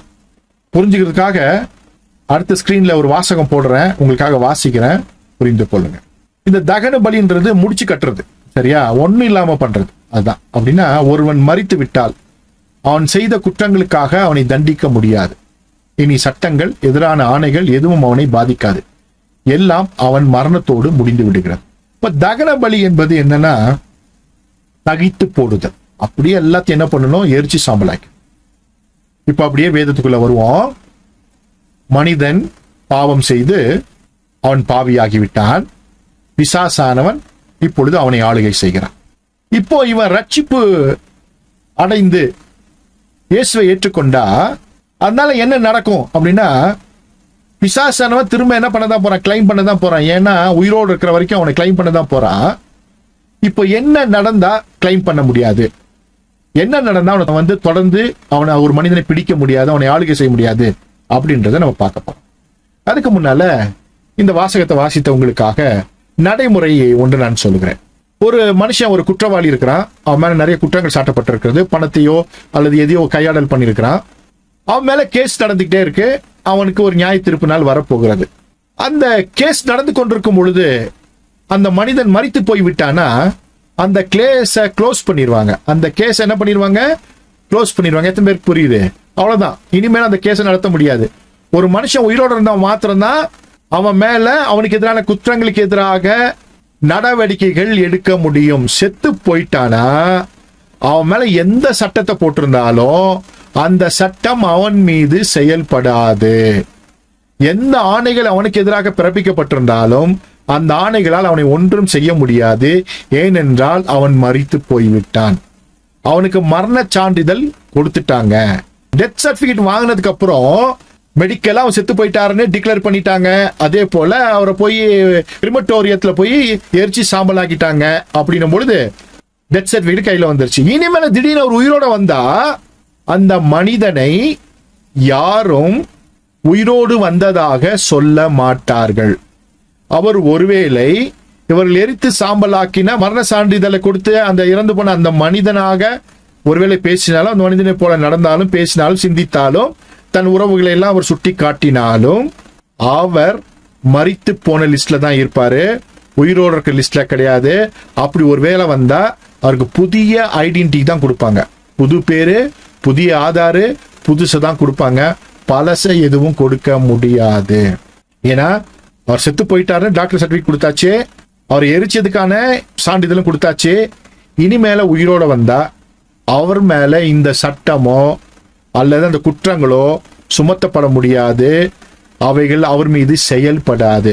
திரும்ப அவர் பாவம் செய்து குற்றம் செய்து சிக்கி கொண்டால் மாத்திரமே அவருக்கு பிரச்சனையை தவிர, மரண சான்றிதழ் வழங்கப்பட்டு அடக்கம் பண்ணப்பட்ட ஒருவர் திடீரென்று பல வருடத்துக்கு அப்புறம் உயிரோட வந்து நான் தான் அவருன்னு சொல்றதுனால சட்டம் அவரை தண்டிக்க முடியாது. எத்தனை பேருக்கு புரிஞ்சுச்சு? புரியுதா? சட்டம் அவரை ஒன்றும் செய்ய முடியாது. அந்த பழைய எந்த சட்டமும் அந்த பாவமும் அவரை ஒண்ணுமே செய்ய முடியாது. அவர் செய்த எந்த விஷயங்களும் அவரை மேற்கொள்ள முடியாது. அதுதான் பர்ன்ட் ஆஃபரிங்கோட முக்கியத்துவம். அதுதான் தகன பலியுடைய முக்கியத்துவம். உங்களுக்காக உங்களை நீங்கள் கிறிஸ்தவண்டைய ஒப்பு கொடுத்து உங்களுக்காக தகன பலியான, உங்களுக்காக சர்வாங்க தகன பலியாக தன்னை ஒப்பு கொடுத்து இயேசு கிறிஸ்துவை ஏற்றுக்கொள்ளும் பொழுது வேதவசனம் சொல்லுகிறது, நாம் ஞானஸ்தானம் எடுக்க வேண்டும். இந்த ஞானஸ்தானம் என்ன? வேதவசனம் சொல்லுகிறது, ஞானஸ்தானத்தினாலே அவரோடு கூட அடக்கம் பண்ணப்பட்டவர்களாயும் அதிலே அவரை மரித்தோரிலிருந்து எழுப்பின தேவனுடைய செயலின் மேலுள்ள விசுவாசத்தினாலே அவரோடு கூட எழுந்தவர்களாகவும் இருக்கிறீர்கள். சாத்தானுடையவர்களாக, சாத்தான் நம்மை பீடித்து வைத்திருந்த பொழுது, பாவத்தினுடைய விளைவு மரணம் என்று வேதம் சொல்லும் பொழுது, பாவம் செய்தபடினாலே நம்மை அவன் ஆளுகை செய்த பொழுது, அவனிடத்திலிருந்து நம்மை விடுதலையாக்கி அவன் வைத்திருக்கிற திட்டங்களை நம்ம வாழ்க்கையில் நிறைவேற பண்ணாமல் நம்மை வாழ வைக்கிற திட்டத்திற்குள்ளாக கொண்டு வருவதற்கு, நித்திய நரகத்திற்காக நம்மை அவன் கொண்டு போக நினைத்த பொழுது நித்திய ஜீவனுக்கு என்று நம்மை கொண்டு வருவதற்கு கிறிஸ்துவானவர் செய்ததான மிகப்பெரிய தியாக செயல் என்ன? தன்னை தகன பலியாக, சர்வாங்க தகன பலியாக சிலுவையிலே ஒப்பு கொடுத்தார். அவர் மரித்தார். 3 நாட்கள் அவர் பூமியின் வயிற்றில் இருந்தார். அவருக்கு டெத் சர்டிபிகேட்லாம் கொடுத்தாச்சே. இப்போ உயிரோடு எழுந்திருக்கிறாரு. அவரை எந்த சட்டத்தாலையும் கட்டுப்படுத்த முடியல, எந்த அதிகாரங்களாலும் கட்டுப்படுத்த முடியல. அதே ரோம சாம்ராஜ்யம் அவரை ஒன்றும் செய்ய முடியவில்லை. அவர் 500 மேற்பட்டவர்களுக்கு காட்சி கொடுத்தார். 40 நாட்கள் உலகத்தில் சுற்றித் திரிந்தார். ஒருவராலும் அவரை ஒன்றும் செய்ய முடியவில்லை. அந்த அரசாங்கத்தினால், அந்த மக்களால், எதிராய் நின்றவர்களால் அவருக்கு எதிராக ஒன்றும் செய்ய முடியவில்லை. அதே போல நீங்களும் நானும் செய்த பாவத்தினாலே, முன்னோர்கள் செய்த பாவத்தினால பாவத்தின் பிடியில் இருந்த போது, நாம் செய்த பாவத்தினால பாவத்தின் பிடியில் இருந்த போது, சாத்தான் நம்மை ஆளுகை செய்ய நினைத்த பொழுது, நம்மை ஆண்டு கொண்டிருந்த பொழுது, நாம் சொந்த இரட்சகராக இயேசு கிறிஸ்துவை ஏற்றுக்கொண்டு ஞானஸ்தானம் எடுத்த பொழுது நாம் அவருடைய ஞானஸ்தானத்திலே அவரோடு கூட மரித்து போய்விட்டோம். அவரோடு மரித்து போனபடினால இனிமேல பிசாசினுடைய எந்த சட்டமோ, எந்த திட்டமோ, எந்த ஆளுகையும் இனிமேலு உங்களை பின்தொடர முடியாது. ரொம்ப கிளியரா கேட்கணும். உங்களை பின்தொடர முடியாது. அப்ப தொடருதே அப்படின்னு கேட்டீங்கன்னா அதுக்கு நான் பின்னால வரேன் முதல்ல. சரியா? நம்ம ஆளுங்களுக்கு எப்பயுமே அடுத்த கொஸ்டின் வரும்.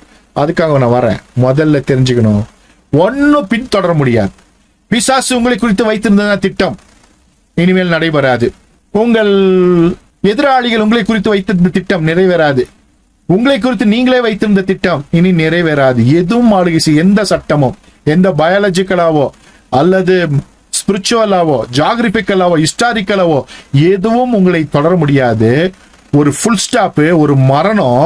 அந்த மரணத்துக்கு பின்பு நீங்கள் மறுபடியும் பிறக்கிறீர்கள், மரித்து உயிர் தெழுகிறீர்கள் கிறிஸ்துவோடு. இனிமேல அந்த பழைய உலகத்தோட கான்டாக்ட் அப்படியே அங்க நிறுத்தப்படுகிறது. புது சிருஷ்டியாக நீங்க இருக்கிறீங்கன்னு வேதவசனம் சொல்லுகிறது. கிறிஸ்துவுக்குள் புது சிருஷ்டியாக நீங்கள் மாறுகிறீர்கள். புது சிருஷ்டியை பிசாசானவனுடைய எதுவுமே கட்டுப்படுத்த முடியாது. அவன் சட்டங்களோ, அவனுடைய நோக்கங்களோ, பயாலஜிக்கலோ, ஹிஸ்டாரிக்கலோ, ஜியாகிரபிக்கலோ, லிங்குவிஸ்டிக்கோ எதுவுமே உங்களை கட்டுப்படுத்த முடியாது. ஏனென்றால் நீங்கள் அவரோடு மரித்து அவரோடு எழுந்திருக்கிறீர்கள். நான் முன்னாலேயே சொன்னேன், ஏன் ஈசாக்கை பலியிட வேண்டும்? ஏன் ஆண்டவர் சொன்னாரு?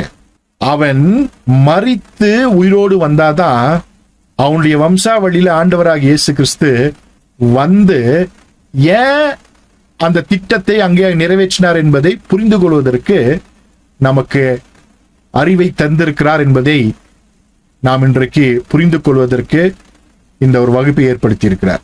எப்படிங்க? ஏன் ஈசாக்கு சாகணும்? ஈசாக்கு மாம்சத்தின் பிள்ளை அல்ல, அவன் ஆவிக்குரிய பிள்ளை. அவன் மாம்சத்தில் பிறந்திருந்தாலும் இப்பொழுது அவனுக்காக ஒரு பலி பொருள், அங்கே ஒரு ஆடு கொல்லப்பட்டு மறுபடியும் உயிர்ப்பிக்கப்பட்டிருக்கிறான், புதிய சிருஷ்டியா இருக்கிறான். ஆனால் இஸ்மவேலோ அவன் மாம்சத்தோடு இணைக்கப்பட்டிருக்கிறான். அங்கே மாம்சத்தின் சந்ததி, ஆவிக்குரிய சந்ததி. அந்த ஆவிக்குரிய சந்ததியா இருந்த ஈசாக்கின் வம்ச வழியில தான் ஆண்டவராக இயேசு கிறிஸ்து வந்தாரு. மாம்சத்தின் சந்ததியா இருந்த இஸ்மவேலின் சந்ததியில இயேசு வரல. இப்போ நீங்களும் நானும் மாம்ச சந்ததிகள் அல்ல, நீங்கள் ஆவிக்குரிய சந்ததிகளாய் இருக்கிறீர்கள். உங்க அப்பா, உங்க அம்மா, உங்க மாமன், மச்சான், தோளான், துருத்தி, பரம்பரை, அந்த கனெக்ஷன் எல்லாம் உங்க ஞானஸ்தானத்தோடு, கிறிஸ்துவின் சிலுவை மரணத்தோடு, அதை விசுவாசிக்கிற உங்கள் வாழ்க்கையில ஒரு முற்றுப்புள்ளி வைக்கப்பட்டு விட்டது. இப்ப புதிய சிருஷ்டியா இருக்கிறீங்க. சிலுவையில இயேசு கிறிஸ்து எல்லாத்தையும் செஞ்சு முடிச்சிட்டாரு. எப்படி ஈசாக்குக்காக ஆடு பலியிடப்பட்டது, அதே போல உங்களுக்காக பதிலீடாக கிறிஸ்துவானவர் பலியாகி இருக்கிறார். எனவே இவைகள் உங்களை தொடர்ந்து வராது. எத்தனை பேரு ஆமேன்னு சொல்றீங்க, அக்செப்ட் பண்றீங்க? அதுக்கப்புறம் அடுத்த விஷயத்துக்கு உள்ள போவோம். முதல்ல இதை அக்செப்ட் பண்ணுங்க. ஏன்னா இனிமேல் தொடராது. நீங்கள் பரலோகவாசிகள், பரலோகம் உங்களை கண்ட்ரோல் பண்ணுகிறது. முன்னாலே ஒரு வசனத்தை வாசித்தோம், ஒப்புரவாக்குதல். பரலோகத்தோடு உங்களோடும் ஒரு ஒப்புரவாக்குதலை கிறிஸ்துவானவர் தமது சிலுவை மரணத்தினாலே உண்டாக்கி இருக்கிறார். உங்களுக்கான பயாலஜிக்கல் அந்த லீனியேஜ் ஆண்டவர் ஸ்டாப் பண்ணிட்டார். இனிமேல உங்க அப்பா அம்மா உங்களுக்கு அப்பா அம்மா நீங்க கூப்பிட்டுக்கிட்டாலும் உண்மையா அவங்க என்ன இல்ல, உங்களுக்கு ஸ்பிரிச்சுவலா உங்க அப்பா அம்மா உங்களுக்கு கிடையாது. இயேசு கிறிஸ்து கிட்ட வந்து சொல்றாங்க, உங்க தாயாரும் உங்க சகோதர சகோதரிகள் வெளியே காத்துட்டு இருக்கிறாங்க அப்படின்னு. அப்ப அவர் சொன்னாரு, யார் எனக்கு தாயும் தகப்பனும், யார் எனக்கு சகோதரிகள் அப்படின்னு கேட்டாரு. என் சித்தத்தை இப்படி செய்கிறவன் தான் யார் எனக்கு? என் சகோதரனும் சகோதரிகளுமா இருக்கிறாங்க, தாயும் தந்தையுமா இருக்காங்கன்னாரு. இப்போ உங்க வாழ்க்கையில முக்கியமா சொல்ற விஷயத்தை கவனமா கேளுங்க. நீங்க ரட்சிக்கப்பட்டுட்டீங்கன்னா, நீங்க மறுபடியும் பிறந்திருந்தீங்கன்னா, பாவத்துக்கு மரித்து ஜீவனுக்கு என்று பிழைத்திருந்தீங்கன்னா, முதல்ல தெரிஞ்சுக்க வேண்டிய விஷயம், உங்களுடைய மாம்ச பிரகாரமான அந்த உறவுகள் இனி உங்களை பின்தொடர்வது இல்லை. அவர்கள் மூலியமாக வருகிறதான கடந்து வந்தது அத்தனை சாபங்களும், அத்தனை ஜீனியாலஜி பிரச்சனையும், அத்தனை ஜெனட்டிக்கல் பிரச்சனையும் ஆண்டவர் ஒரு முடிவுக்கு கொண்டு வருகிறார். இப்போ உங்க அப்பா அம்மா பார்க்கும் பொழுது எப்படி நீங்க பார்க்கணும்னா, அவர்கள் மூலமாக நான் இந்த உலகத்தில் நான் வந்திருக்கிறேன். அவர்கள் ஆவிக்குரியவர்களாக இருந்தால் சந்தோஷம்.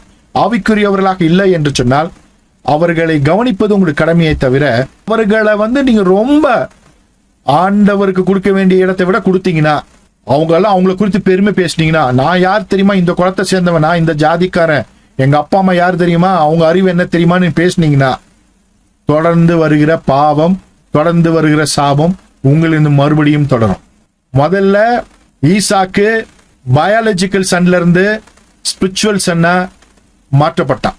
அதே போல நீங்களும் பயாலஜிக்கலா யாருக்கு பிள்ளையா பிறந்திருந்தாலும் இந்த உலகத்துல எந்த ரீஜன்ல பிறந்திருந்தாலும், எந்த இடத்துக்கு சொந்தக்காரராக இருந்தாலும் சரி, எந்த வரலாற்றுக்கு சொந்தக்காரராக இருந்தாலும் சரி, ஆண்டப்ப ஸ்டாப் பண்ணிட்டாரு. there is no physical lineage, there is no physical connection.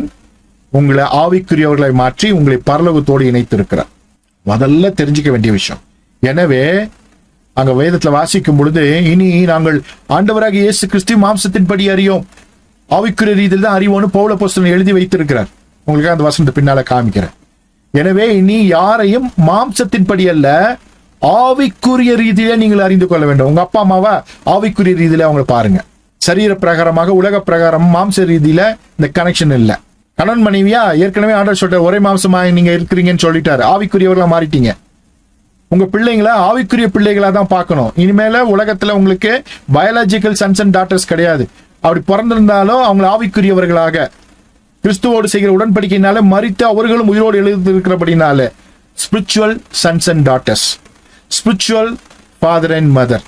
இனி மாம்சத்தின்படி யாரையும் அறிந்து கொள்ள வேண்டிய அவசியம் இல்லை. ஏனென்றால் மாம்சம் தொடர்கிறது, ஆவி அதை நிறுத்தி புதிய ஆரம்பத்தை கொண்டு வருகிறது. ஈசாக்குக்கு புதிய ஆரம்பம், இயேசு கிறிஸ்து விசுவாசிக்கிற உங்களுக்கும் எனக்கும் புதிய ஆரம்பம். நாம் இஸ்மவேலின் வம்சாவளிகள் அல்ல, நாம் ஈசாக்கின் வம்சாவளிகள். நமக்கு புதிய ஆரம்பம். இனி பிசாசானவன் உங்களை கட்டுப்படுத்த முடியாது. அவனுடைய சட்டங்கள் உங்களை கட்டுப்படுத்த முடியாது. அவனுடைய திட்டங்கள் உங்களை கட்டுப்படுத்த முடியாது. அவங்க சரீர ரீதியிலே உங்களுடைய பரம்பரையில் கொண்டு வந்துதான் எந்த காரியங்களும் தொடராது. இது எப்படிங்க நம்புறது அப்படின்னு கேட்டா, விசுவாசமானது நம்பப்படும் உறுதியும் காணப்படாத நிச்சயமாய் இருக்கிறது. முதல்ல நீங்க நம்பணும். ஒரு சத்தம் கேட்டே இருக்கும். இப்ப என் வாழ்க்கையில் இப்படி நடந்துட்டு இருக்க, நீங்க தான் இன்னும் கனெக்ட் ஆகிட்டே இருக்கிறீங்களே. கனெக்ட் ஆக தானே இருக்கிறீங்க. முதல்ல இந்த கனெக்ஷனை நிறுத்துங்க. இயேசு கிறிஸ்துவை இனி நாங்கள் மாம்சத்தின்படி அறியோம் அப்படின்னு பவுல் அப்போஸ்தலன் சொல்லும் பொழுது, உங்க அப்பா, உங்க அம்மா, மாம, மச்சான், தோலா, துருத்தி, வம்சாவளி, ஜாதி, இடம், நான் இந்த ஊருக்காரன், நான் தென்னாட்டுக்காரன், நான் வடநாட்டுக்காரன், இந்த இதெல்லாம் நீங்க முதல்ல நிறுத்திடணும். கிறிஸ்துவுக்குள் புது சிருஷ்டியாய் நீங்கள் இருக்கிறீர்கள். முதல்ல இதை விசுவாசிச்சாதான் ஒரு ஃபுல் ஸ்டாப்பே அங்க வரும். தொடர்ந்து வருகிற இந்த கிளைம், பிசாசோட கிளைம்ஸ் எல்லாம் ஸ்டாப் ஆகும். ஒரு மனிதன் உயிரோடு இருக்கிற வரைக்கும் அவன் குற்றவாளியாக இருந்தால் சட்டம் அவனை பின்தொடரும். அவன் மரித்து போய்விட்டால் சட்டம் அவனை பின்தொடராது. அதே போல இந்த உலகத்திலே நாம் பாவிகளாய் வாழ்ந்த பொழுது பிசாசின் சட்ட திட்டங்கள், அவனுடைய கும்பல் நம்மை தொடர்ந்து வந்தது. ஆனால் இன்றைக்கு நாம் ரட்சிக்கப்பட்டவர்களாய் இருக்கிறபடினாலே அவைகள் நம்மை பின்தொடராது. முதல்ல நீங்க உங்க வார்த்தையால அதை அறிக்கை பண்ணணும், வாழ்க்கையால வாழ்ந்து காமிக்கணும். இது ஒரு ஸ்பிரிச்சுவல் கிளாஸா இருக்கிறதுனால கண்களை மூடி ஒரு நிமிஷம் நம்ம ஜெபம் பண்ண போறோம். ஏன்னா இது முக்கியமான ஒரு நேரம். இன்னைக்கும் உலக தொடர்போடு, மாம்ச தொடர்போடு, மாம்ச ரீதியில செயல்படுகிற கிறிஸ்தவர்களாக நம்ம பலர் இருக்கிறோம். நம்ம ஸ்பிரிச்சுவலா இருக்கிறபடினாலே, நாம் மரித்து உயிர்த்தெழுந்திருக்கிறபடினாலே, கிறிஸ்துவோடு அடக்கம் பண்ணப்பட்டு அவரோடு நாம் உயிர்த்தெழுந்திருக்கிறபடினாலே எவைகளெல்லாம் அடக்கம் பண்ணப்பட வேண்டும் அப்படின்னா, மாம்சத்தின்படி அறிகிற எல்லா அறிவையும் எல்லா உறவுகளையும் நம்ம அடக்கம் பண்ணிவிட்டு ஆவிக்குரிய உலகத்திலிருந்து அறிகிற அறிவை பெற்றுக்கொண்டு ஆவிக்குரிய உலகத்திலிருந்து மற்றவர்களுடைய உறவை நாம் புதுப்பித்துக் கொண்டு அதன்படி வாழ நாம் அழைக்கப்பட்டிருக்கிறோம். உங்கள் தாயாக இருக்கட்டும், தகப்பனாக இருக்கட்டும், யாராக இருக்கட்டும். எனவே கர்த்தருடைய சன்னிதானத்துல அப்படி ஒப்பு கொடுத்து ஜெபிப்போம். ஆண்டவரே, பரலோகத்தின் பிதாவே, உமது குமாரனாகிய இயேசுவின் சன்னிதானத்துல ஆண்டவரே உம்மிடத்தில் நாங்கள் வருகிறோம். ஆண்டவரே, எங்களுக்காக பாடுபட்டு ரத்தம் சிந்தி மரித்து உயிர்த்தெழுந்த கிறிஸ்துவானவர் மூலமாக அவர் சன்னிதானத்தில் நின்று உம்மிடத்தில் நாங்கள் வருகிறோம். பிதாவே, பரிசுத்த ஆவியானவரே, எங்களை ஆளுகை செய்வீராக. ஒரு முக்கியமான ஒரு சத்தியத்தை நாங்கள் கற்றுக்கொண்டிருக்கிறோம். ஆண்டவரே, ஞானஸ்தானத்திலே அவரோடு கூட அடக்கம் பண்ணப்பட்டவர்களாயும் அதிலே அவரை மரித்தோரிருந்து எழுப்பின தேவனுடைய செயலின் மேலுள்ள விசுவாசத்தினாலே அவரோடு கூட எழுந்தவர்களாக இருக்கிறீர்கள் என்று கொலோசியர் 2:12 சொல்கிறபடி, ஆண்டவரே, நாங்கள் பாவிகளாய் இருந்த பொழுது பிசாசானவன் தன்னுடைய சட்டங்களால், திட்டங்களால், தன்னுடைய சாபத்தால், தன்னுடைய எல்லா விதமான பொல்லாப்பின் காரியங்களால் ஆண்டவரே எங்களை ஆளுகை செய்தான், எங்களை துன்புறுத்தினான். ஆனால் ஆண்டவரே, நாங்கள் அறிந்து கொண்ட பொழுது அவைகளிலிருந்து நீர் எங்களுக்கு தகன பலியாய் ஆகி எங்களையும் உங்களோடு ஆண்டவரே தகப்பனே மனக்குட்படுத்தி எங்களை உயிர்ப்பித்து இருக்கிறீர். ஆண்டவரே, அதை அடையாளமாக நாங்கள் யாவரும் ஞானஸ்தானம் எடுத்திருக்கிறோம். அந்த ஞானஸ்தானத்தின் மூலமாக நாங்கள் மாம்சத்தின்படி அல்லாமல் ஆவிக்குரியவர்களாக வாழும்படியாக நாங்கள் அழைக்கப்பட்டிருக்கிறோம். ஆண்டவரே, ஆனாலும் நாங்கள் ஆவிக்குரியவர்களாக இராதபடினாலே எங்கள் சிந்தையினாலே மறுபடியுமாக பிசாசின் உலகத்தோடு இணைக்கப்பட்டு தொடர்ச்சியாக ஆண்டவரே பல இழப்புகளை, பல பிரச்சனைகளை, பல போராட்டங்களை, தொடர்ந்து வருகிறதான பரம்பரை பிரச்சனைகளை, வியாதிகளை, போராட்டங்களை, சாபங்களை சில வேளையில நாங்களே சிந்தித்து ஆண்டவரே அவைகள் சிக்கிக் கொள்கிறோம் ஆண்டவரே, அவைகளை மாட்டிக்கொள்கிறோம் ஆண்டவரே. இந்த நாளிலே எங்கள் சிந்தையை நாங்கள் உம்மிடத்தில் ஒப்புக் கொடுக்கிறோம் ஆண்டவரே. எதுவும் எங்களை பின்தொடராது, மரித்தவன் மீது எந்த சட்டமும் செயல்படாது என்பதை நாங்கள் பார்ப்போம் ஆண்டவரே. சாதாரணமாக மறிக்கவில்லை ஆண்டவர், தகன பலியாக முற்றிலுமாக எங்களுக்காக சிலுவையிலே ஒரு சொட்டு ரத்தம் கூட இல்லாம நீர் எங்களுக்காக எல்லாவற்றையும் சிந்தினீர். சரீரத்தில் கிழிப்படாத இடமே இல்லை. சரீரத்தின் அவைங்களெல்லாம் கிழிஞ்சு பட்டுச்சு ஆண்டவரே. இருதயம் ஓட்டையாயிருச்சு ஆண்டவரே, விழால குத்திட்டானுங்க ஆண்டவரே. நுரையீரல்லாம் ஓட்ட, முதுகுல அடிச்ச அடியில முடிய ஆண்டவரே சரீரம் கிழிக்கப்பட்டு உளப்பட்ட நிலம் போல ஆயிடுச்சு ஆண்டவரே. தலையில முள்முடி சுடிட்டாங்க. கடைசி சொட்டு ரத்தமோ ஆண்டவரே அந்த ஈட்டியால குத்தும் போது வெளியே வந்துருச்சு. உயிரோடு இருக்க வாய்ப்பே இல்லை ஆண்டவரே. அவ்விதமாக தகன பலியாக முற்றிலுமாக சரீரத்தை கிழிக்க கொடுத்து ஆண்டவரே நீ மரித்தீர் ஆண்டவரே. 3ஆம் நாள் உயிர்த்தெழ முடியாத அந்த சரீரத்துல, எவருமே அப்படிப்பட்ட சரீரத்தில் இதுவரைக்கும் உயிரோட வந்ததாக சரித்திரமே இல்லை. உயிர் வாழ லாய்க்கில்லாத சரீரத்துல உயிரோட வந்து ஆண்டவரே நீர் எங்களை வாழ வைக்கிற தெய்வம் என்பதை நிரூபித்திருக்கிறீர் ஆண்டவரே. எங்கள் சரீரங்களையும் எங்களுடைய மாம்ச இணைப்புகளையும் இதுவரைக்கும் நாங்கள் மேன்மை பாராட்டி வருகிற எல்லா உறவுகளையும் சன்னிதானத்துல வைக்கிறோம் ஆண்டவரே. இந்த நாளிலே நாங்கள் ஆவிக்குரியவர்களாய் நடந்து கொள்ள, ஆவிக்குரிய உலகத்திலே பார்க்க எங்களை கற்றுத்தாங்க. இனி எதுவும் தொடரக்கூடாது ஆண்டவர். பரம்பரை வியாதிகளோ, பரம்பரை சாபங்களோ, பிசாசின் எந்த சட்டங்களோ, எந்த திட்டங்களோ, மனிதர்கள் மூலமாகவோ, இயற்கையின் மூலமாகவோ, எதின் மூலமாகவோ ஆண்டவரை வருகிறதான எல்லா அந்த தொடர்ந்து வருகிற காரியங்களை இயேசுவின் நாமத்தினாலே நாங்கள் இன்றைக்கு ஒரு ஃபுல் ஸ்டாப் வைக்கிறோம் ஆண்டவரே. நாங்கள் மரித்து உயிர் தெழுந்திருக்கிறோம். மரித்தவன் மீது இனி சட்டம் செல்லாது, பிசாசினுடைய திட்டம் செல்லாது. நீ மரித்தவன் மீது இந்த உலகத்தின் சட்டம் செல்லாது. மரித்தவன் மீது ஆண்டவர் குடும்பத்தின் சட்டம் செல்லாது. மரித்தவன் மீது உறவுகளின் சட்டம் செல்லாது. நாங்கள் மரித்திருக்கிறோம், கிறிஸ்துவுக்குள்ளாக மரித்திருக்கிறோம். அதே போல கிறிஸ்துவுக்குள்ளாக உயிரோடு எழுந்திருக்கிறோம், புது சிருஷ்டியாயிருக்கிறோம்.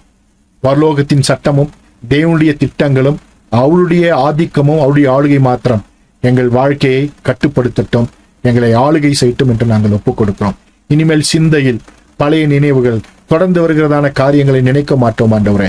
என் வியாதிக்குக்காரன் எங்க அப்பாக்கு இருந்துச்சுன்னு நான் சொல்ல மாட்டேன் ஆண்டவரே. ஆண்டவரே இந்த கஷ்டத்துக்காரன் எங்க அப்பா கஷ்டப்பட்டார், அதனால எங்க அப்பா அம்மாவுக்கு இப்படி இருந்துச்சு, அதனால எனக்கு என்னுடைய முன்னோர்கள் அப்படி இருந்தாங்க, அதனால நான் இப்படி இருக்கேன்.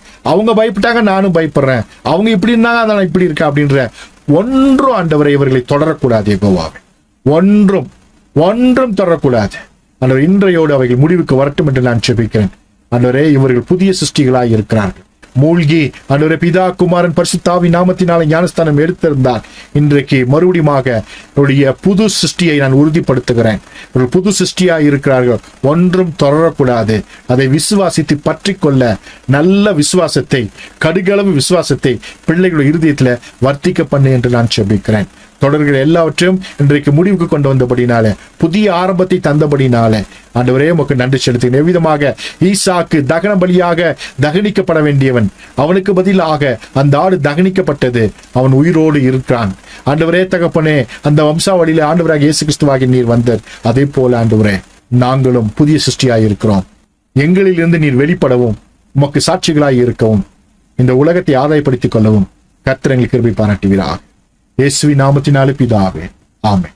இப்போ இந்த வசனத்தை வாசிக்கும் பொழுது பார்த்தோம், நாம் மரித்தோம், உயிரோடு இருக்கிறோம். சாத்தானுடையவர்களாக இருந்தோம், மரித்தோம், கிறிஸ்துவுக்குள்ளாக மரித்தோம், கிறிஸ்துவனுடையவர்களாக உயிர் தெழுந்திருக்கிறோம். இது ஒரு அற்புதமான ஒரு காரியம். இந்த சத்தியத்தை சொல்லித் தருவதற்கு ஆட்கள் இல்லை இன்னைக்கு. ஏன்னா கிறிஸ்தவத்தினுடைய அடிப்படை என்னன்னா இந்த சொட்டீரியாலஜி தான், ரட்சிப்பியல் தான். ரட்சிப்பியல் தெரியலன்னா ஒன்றும் யூஸே இல்லை. அற்புத அடையாளத்தை பெற்றோம் என்பது அதுல ஒரு பங்கு தான், தவிர இந்த சொட்டீரியாலஜி தெரிந்து கொள்வதுதான் மிகப்பெரிய ஆசீர்வாதம். சரியா? ஓகே, உள்ள அப்படி போயிருவோம். இந்த வசனங்களை வாசிப்போம்.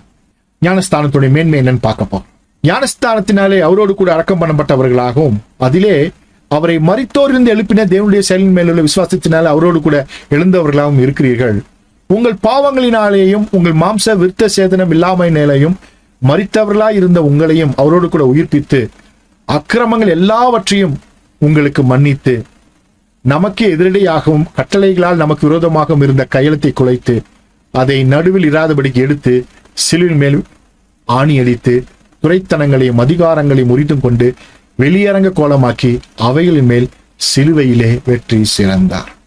ரொம்ப ரொம்ப முக்கியமான வசனங்கள் கொலோசியர் 2ஆம் அதிகாரத்துல 12, 13, 14, 15. இப்போ நமக்கு எதிரடியா இருந்த எல்லா காரியங்களும் ஞானஸ்தானம் எடுக்கிற வரைக்கும் தொடர்ந்துச்சு. ஞானஸ்தானம் எடுத்ததுக்கு அப்புறம் தொடரக்கூடாது. ஆனால் தொடர வைத்தது யாரு? நாம தான்.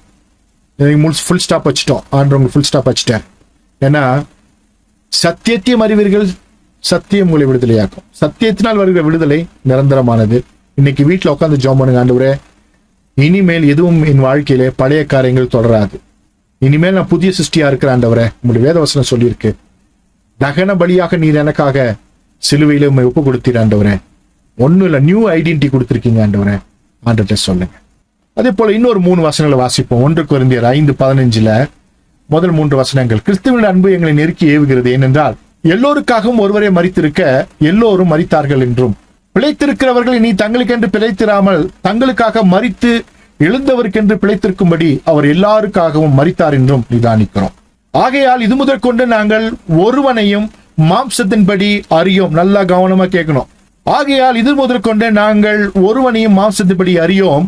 நாங்கள் கிறிஸ்துவையும் மாம்சத்தின்படி அறிந்திருந்தாலும் இனி ஒருபொழுதும் அவரை மாம்சத்தின்படி அறியோம். இப்படி இருக்க ஒருவன் கிறிஸ்துவுக்குள் இருந்தால் புது சிருஷ்டியாயிருக்கிறான், பழையவைகள் ஒளிந்து போயின, எல்லாம் புதிதாயின. கரங்களை தட்டி ஆண்டவர்கள் மகிமையை செலுத்திக் கொள்ளுங்க. முக்கியமான ஒரு காரியம் இது, முக்கியமான விஷயம். ஏன் கரங்களை தட்ட சொல்றேன்? உங்கள் ஆண்டவரை நீங்க மையப்படுத்துறீங்க, ஒரு அக்செப்டன்ஸ், அதுக்காக கைகளை தட்ட சொல்றேன். சரியா? ஓகே. அதனால இனிமேல மாம்சத்தின்படி யாரையும் நீங்கள் அறியாதபடி ஆவிக்குரிய ரீதியிலே அறிந்து கொள்வதற்கு, மாம்சத்தின் தொடர்புகளை குறித்து அல்ல, ஆவிக்குரிய தொடர்புகளை பேசுவதற்கு நீங்கள் அழைக்கப்பட்டிருக்கிறீர்கள். அடுத்த 2 வசனம். இவையெல்லாம் தேவனாலே உண்டாகி இருக்கிறது. அவர் இயேசு கிறிஸ்துவை கொண்டு நம்மை தம்மோட ஒப்புரவாக்குதலின் ஊழியத்தை எங்களுக்கு கொடுத்தார். அது என்னவெனில், தேவன் உலகத்தாருடைய பாவங்களை எண்ணாமல் கிறிஸ்துவுக்குள் அவர்களை தமக்கு ஒப்புரவாக்கி ஒப்புரவாக்குதலின் உபதேசத்தை எங்களிடத்தில் ஒப்புவித்தார். ஒப்புரவாக்குதலின் ஊழியம். ஏற்கனவே சொன்ன ஒப்புரவாக்குதல் என்னங்க? ஓலா ஆலா அப்படின்ற வார்த்தையை பார்த்தோம். ஒரு பலி செலுத்த, தகன பலி மூலியமாக ஒரு ஒப்புரவாக்குதலின் ஊழியம். ஒவ்வொரு ஊழியக்காரனும் அவன் செய்கிற ஊழியமே என்னன்னா இந்த ஊழியம் தான், ஒப்புரவாக்குதலின் ஊழியம் தான்.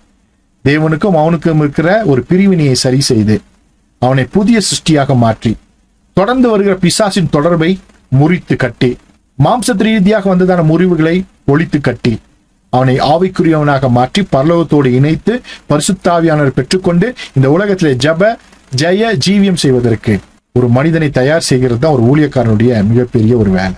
எனவே மனதில் வைத்துக் கொள்ள வேண்டும். இந்த வசனங்களை வீட்டில் போய் நீங்க வாசிங்க, நல்லா கவனமா கேளுங்க. மறுபடியும் அந்த ஒரு வசனத்தை மாத்திரம் பார்க்க போறோம். என்னன்னா 17. இப்படி இருக்க ஒருவன் கிறிஸ்துவுக்குள் இருந்தால் புது சிருஷ்டியாய் இருக்கிறான், பழையவைகள் ஒளிந்து போயின, எல்லாம் புதிதாயின. New identity in Christ. எத்தனை பேருக்கு புரிஞ்சுச்சே? உங்களை முன்னாடி யாராச்சும் கூப்பிட்டுருப்பான, வாடா திருடா அப்படின்னு கூப்பிட்டுருக்கலாம், வாடா பொய்க்காரா அப்படின்னு கூப்பிட்டுருக்கலாம், வாடா ஏமாத்துக்காரான்னு சொல்லிருக்கலாம், வாடா மொன்ன வாயான் இருக்கலாம், என்ன வேணா சொல்லிருக்கலாம், உங்களை திக்கு வாயான் இருக்கலாம், என்ன வேணா சொல்லிருக்கலாம், வாடா உங்க அப்பா இதுதானே, உங்க அப்பா பேரை சொல்லி கூப்பிட்டுருக்கலாம், உங்க இனத்தை குறித்து சொல்லியிருக்கலாம், உங்க ஜாதியை பத்தி பேசிருக்கலாம், என்னத்தை வேணா பேசிருக்கலாம். இனிமேல் அப்படி சொன்னா உங்களுக்கு சூடு சொரணையே இருக்கக்கூடாது. அப்படி சூடு சொரணை இருந்துச்சுன்னா இன்னும் நீங்க கனெக்ட் ஆயிருக்கீங்கன்னு அர்த்தம். எத்தனை பேர் புரிஞ்சுச்சு? உங்க பழைய வாழ்க்கையை சொல்லி, பழைய நிலைமையை சொல்லி ஒருத்தன் கூப்பிட்டா உங்களுக்கு சுருன்னு ஏறிச்சுன்னா எல்லாத்தையும் இன்னும் மாம்சத்துப்படி தான் அறிஞ்சிருக்கிறீங்க. நீங்க புது சிருஷ்டி ஆயிட்டீங்கன்னா புது ஐடென்டி கார்டு, அந்த ஐடென்டி கார்டுல புது நாமத்தை ஆண்டவர் கொடுத்திருக்கிறாரு.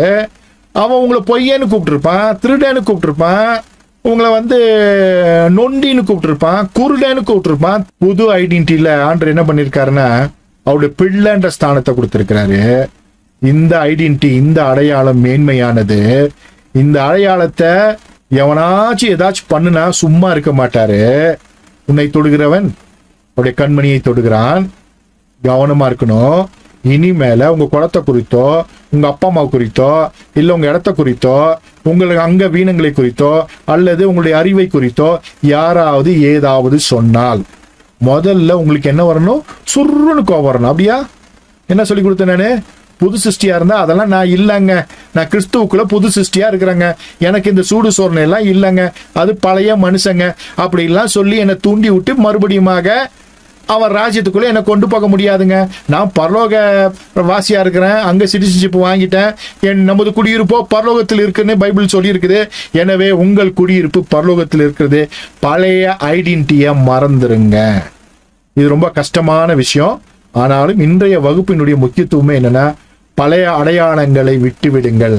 அந்த அடையாளம் குறித்து மேன்மை பாராட்டுவதோ அல்லது இந்த அடையாளங்கள் குறித்து வருத்தப்படுவதோ, டிப்ரெஷனோ அப்ரெஷனோ இல்லது சுப்ரியாரிட்டி காம்ப்ளெக்ஸோ இன்ஃபீரியாரிட்டி காம்ப்ளெக்ஸோ எதுவும் வரக்கூடாது என்று இயேசுவின் நாமத்தினாலே நான் சொல்லுகிறேன். பவுல் அப்போஸ்தலன் சொல்லுகிறார், இனிமேல் நாங்கள் உங்கள் யாரையும் மாம்சத்தின்படி அறியோம். கிறிஸ்துவை நாங்கள் மாம்சத்தின்படி அறிந்திருந்தாலும் இனிமேல் அவரையும் நாங்கள் மாம்சத்தின்படி அறியோம் அப்படின்னு அவர் சொல்றார். இதுக்கு காரணம் என்ன? புது சிருஷ்டி. அவர் பரலோகத்தின் தேவனானவர், அவரோடு நாம் இணைக்கப்பட்டிருக்கிறோம். புது ஐடென்டிட்டியை நமக்கு கொடுத்திருக்கிறாரு. புதிய அடையாளம், புதிய அட்ரஸ். நம்ம அட்ரஸ் இப்ப எங்க இருக்கு? பரலோகத்துல இருக்கு. முன்னால அட்ரஸ் இருந்துச்சு, இந்த ஜாதிக்காரன் அட்ரஸ், இந்த குடும்பத்துக்காரன் அட்ரஸ், இந்த ஊருக்காரன் அட்ரஸ், இந்த தேசத்துக்காரன் அட்ரஸ், இந்த காலேஜ்ல படிச்சவன் அட்ரஸ், இந்த செய்கையை செஞ்சவன் அட்ரஸ், எத்தனையோ அட்ரஸ் இருந்திருக்கலாம். அதெல்லாம் கிழிச்சு போட்டார் ஆண்டவர். புது அட்ரஸ், புது சிருஷ்டியா இருக்கிறீங்க. மறுபடியும் சொல்றேன், இந்த புது சிருஷ்டியின் அடையாளம் என்ன?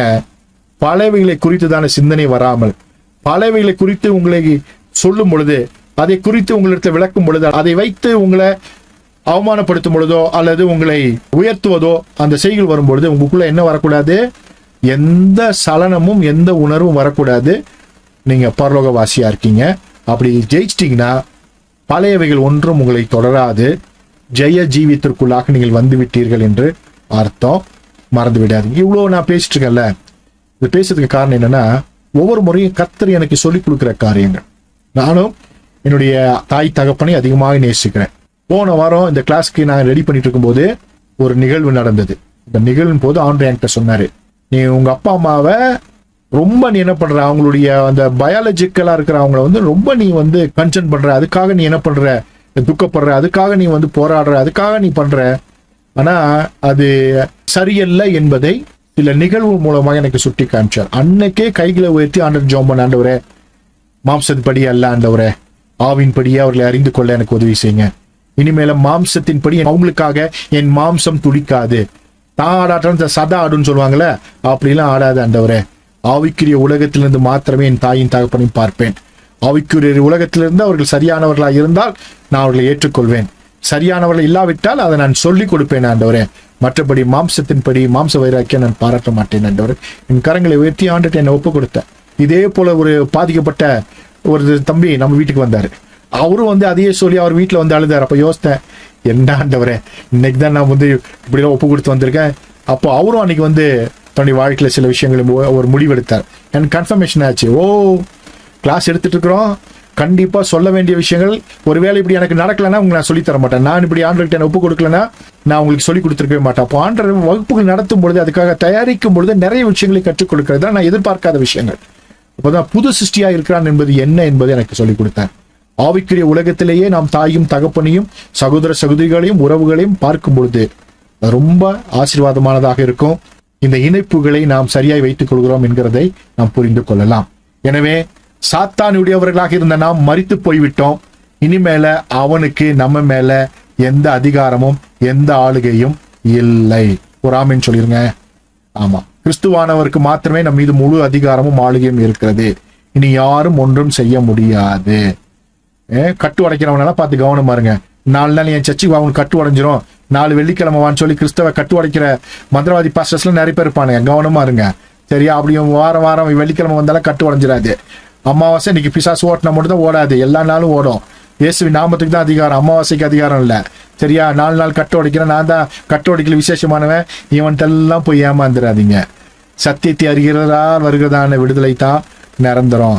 நிறைய மந்திரவாதிகள் இருப்பானுங்க, சரியா? கிறிஸ்தவ மந்திரவாதிகள் கைகளில் சிக்கி கொள்ளாதீங்க. பாக்கெட்டும் காலியாயிரும், மனசு விரக்தி அடைஞ்சிரும். கிறிஸ்துவ விட்டு என் அன்பை விட்டு பிரிப்பவன் யாருன்னு கேக்குறீங்களா? அவனுக்கு தான் பிரிச்சிருவானுங்க உங்களை. கவனமா இருக்கணும், சரியா? ஓகே, மீட்பின் மரம் முக்கியமானது, அதுல நாம் பயணப்பட்டு கொண்டிருக்கிறோம். கர்த்தர் நம்மை ஆசீர்வதிப்பார்.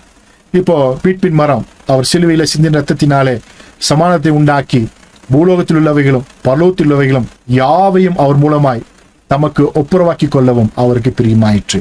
நாம் இப்பொழுது தேவனோடு ஒப்புரவாகி இருக்கிறோம். நாம் அவரோடு இணைக்கப்பட்டிருக்கிறோம். மறுபடியும் ஒரு ஆமேன்னு சொல்லிருங்க. நீங்க பரலோகத்தோடு தேவனோடு இணைக்கப்பட்டிருக்கிறீங்க.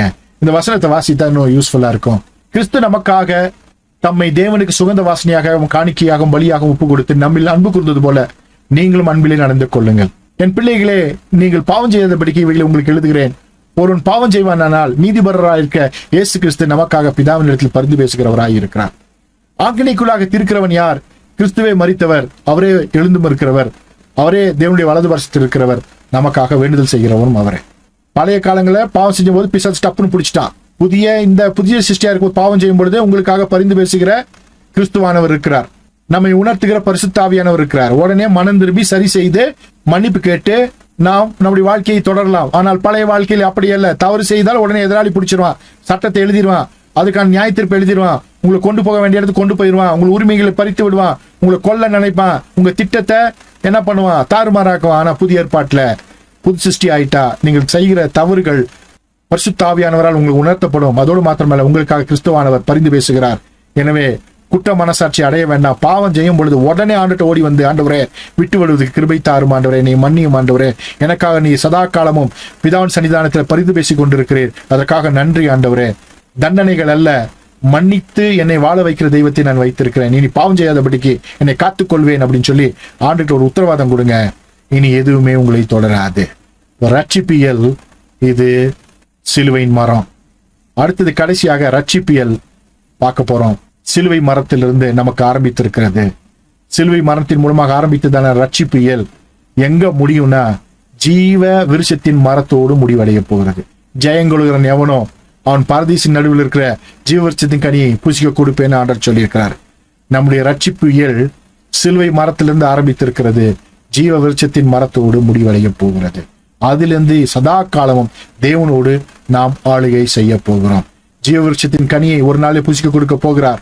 அன்றையிலிருந்து நம்ம நித்திய ஜீவனுடைய வாழ்க்கை, நித்திய வாழ்க்கை, அவரோடு இருக்கிற வாழ்க்கை தொடர போகிறது. அழிவில்லாத வாழ்க்கை, நிரந்தர வாழ்க்கை, நித்திய வாழ்க்கை நமக்கு கர்த்தர் வைத்திருக்கிறார். புரிஞ்சிருக்கும்னு நினைக்கிறேன். ட்ரிபிள் கான்கிவிஷன்ஸ், வீழ்ச்சியின் மரம், மீட்பின் மரம், ஜீவ விருட்சத்தின் மரம், ரொம்ப ரொம்ப முக்கியமான மரம்.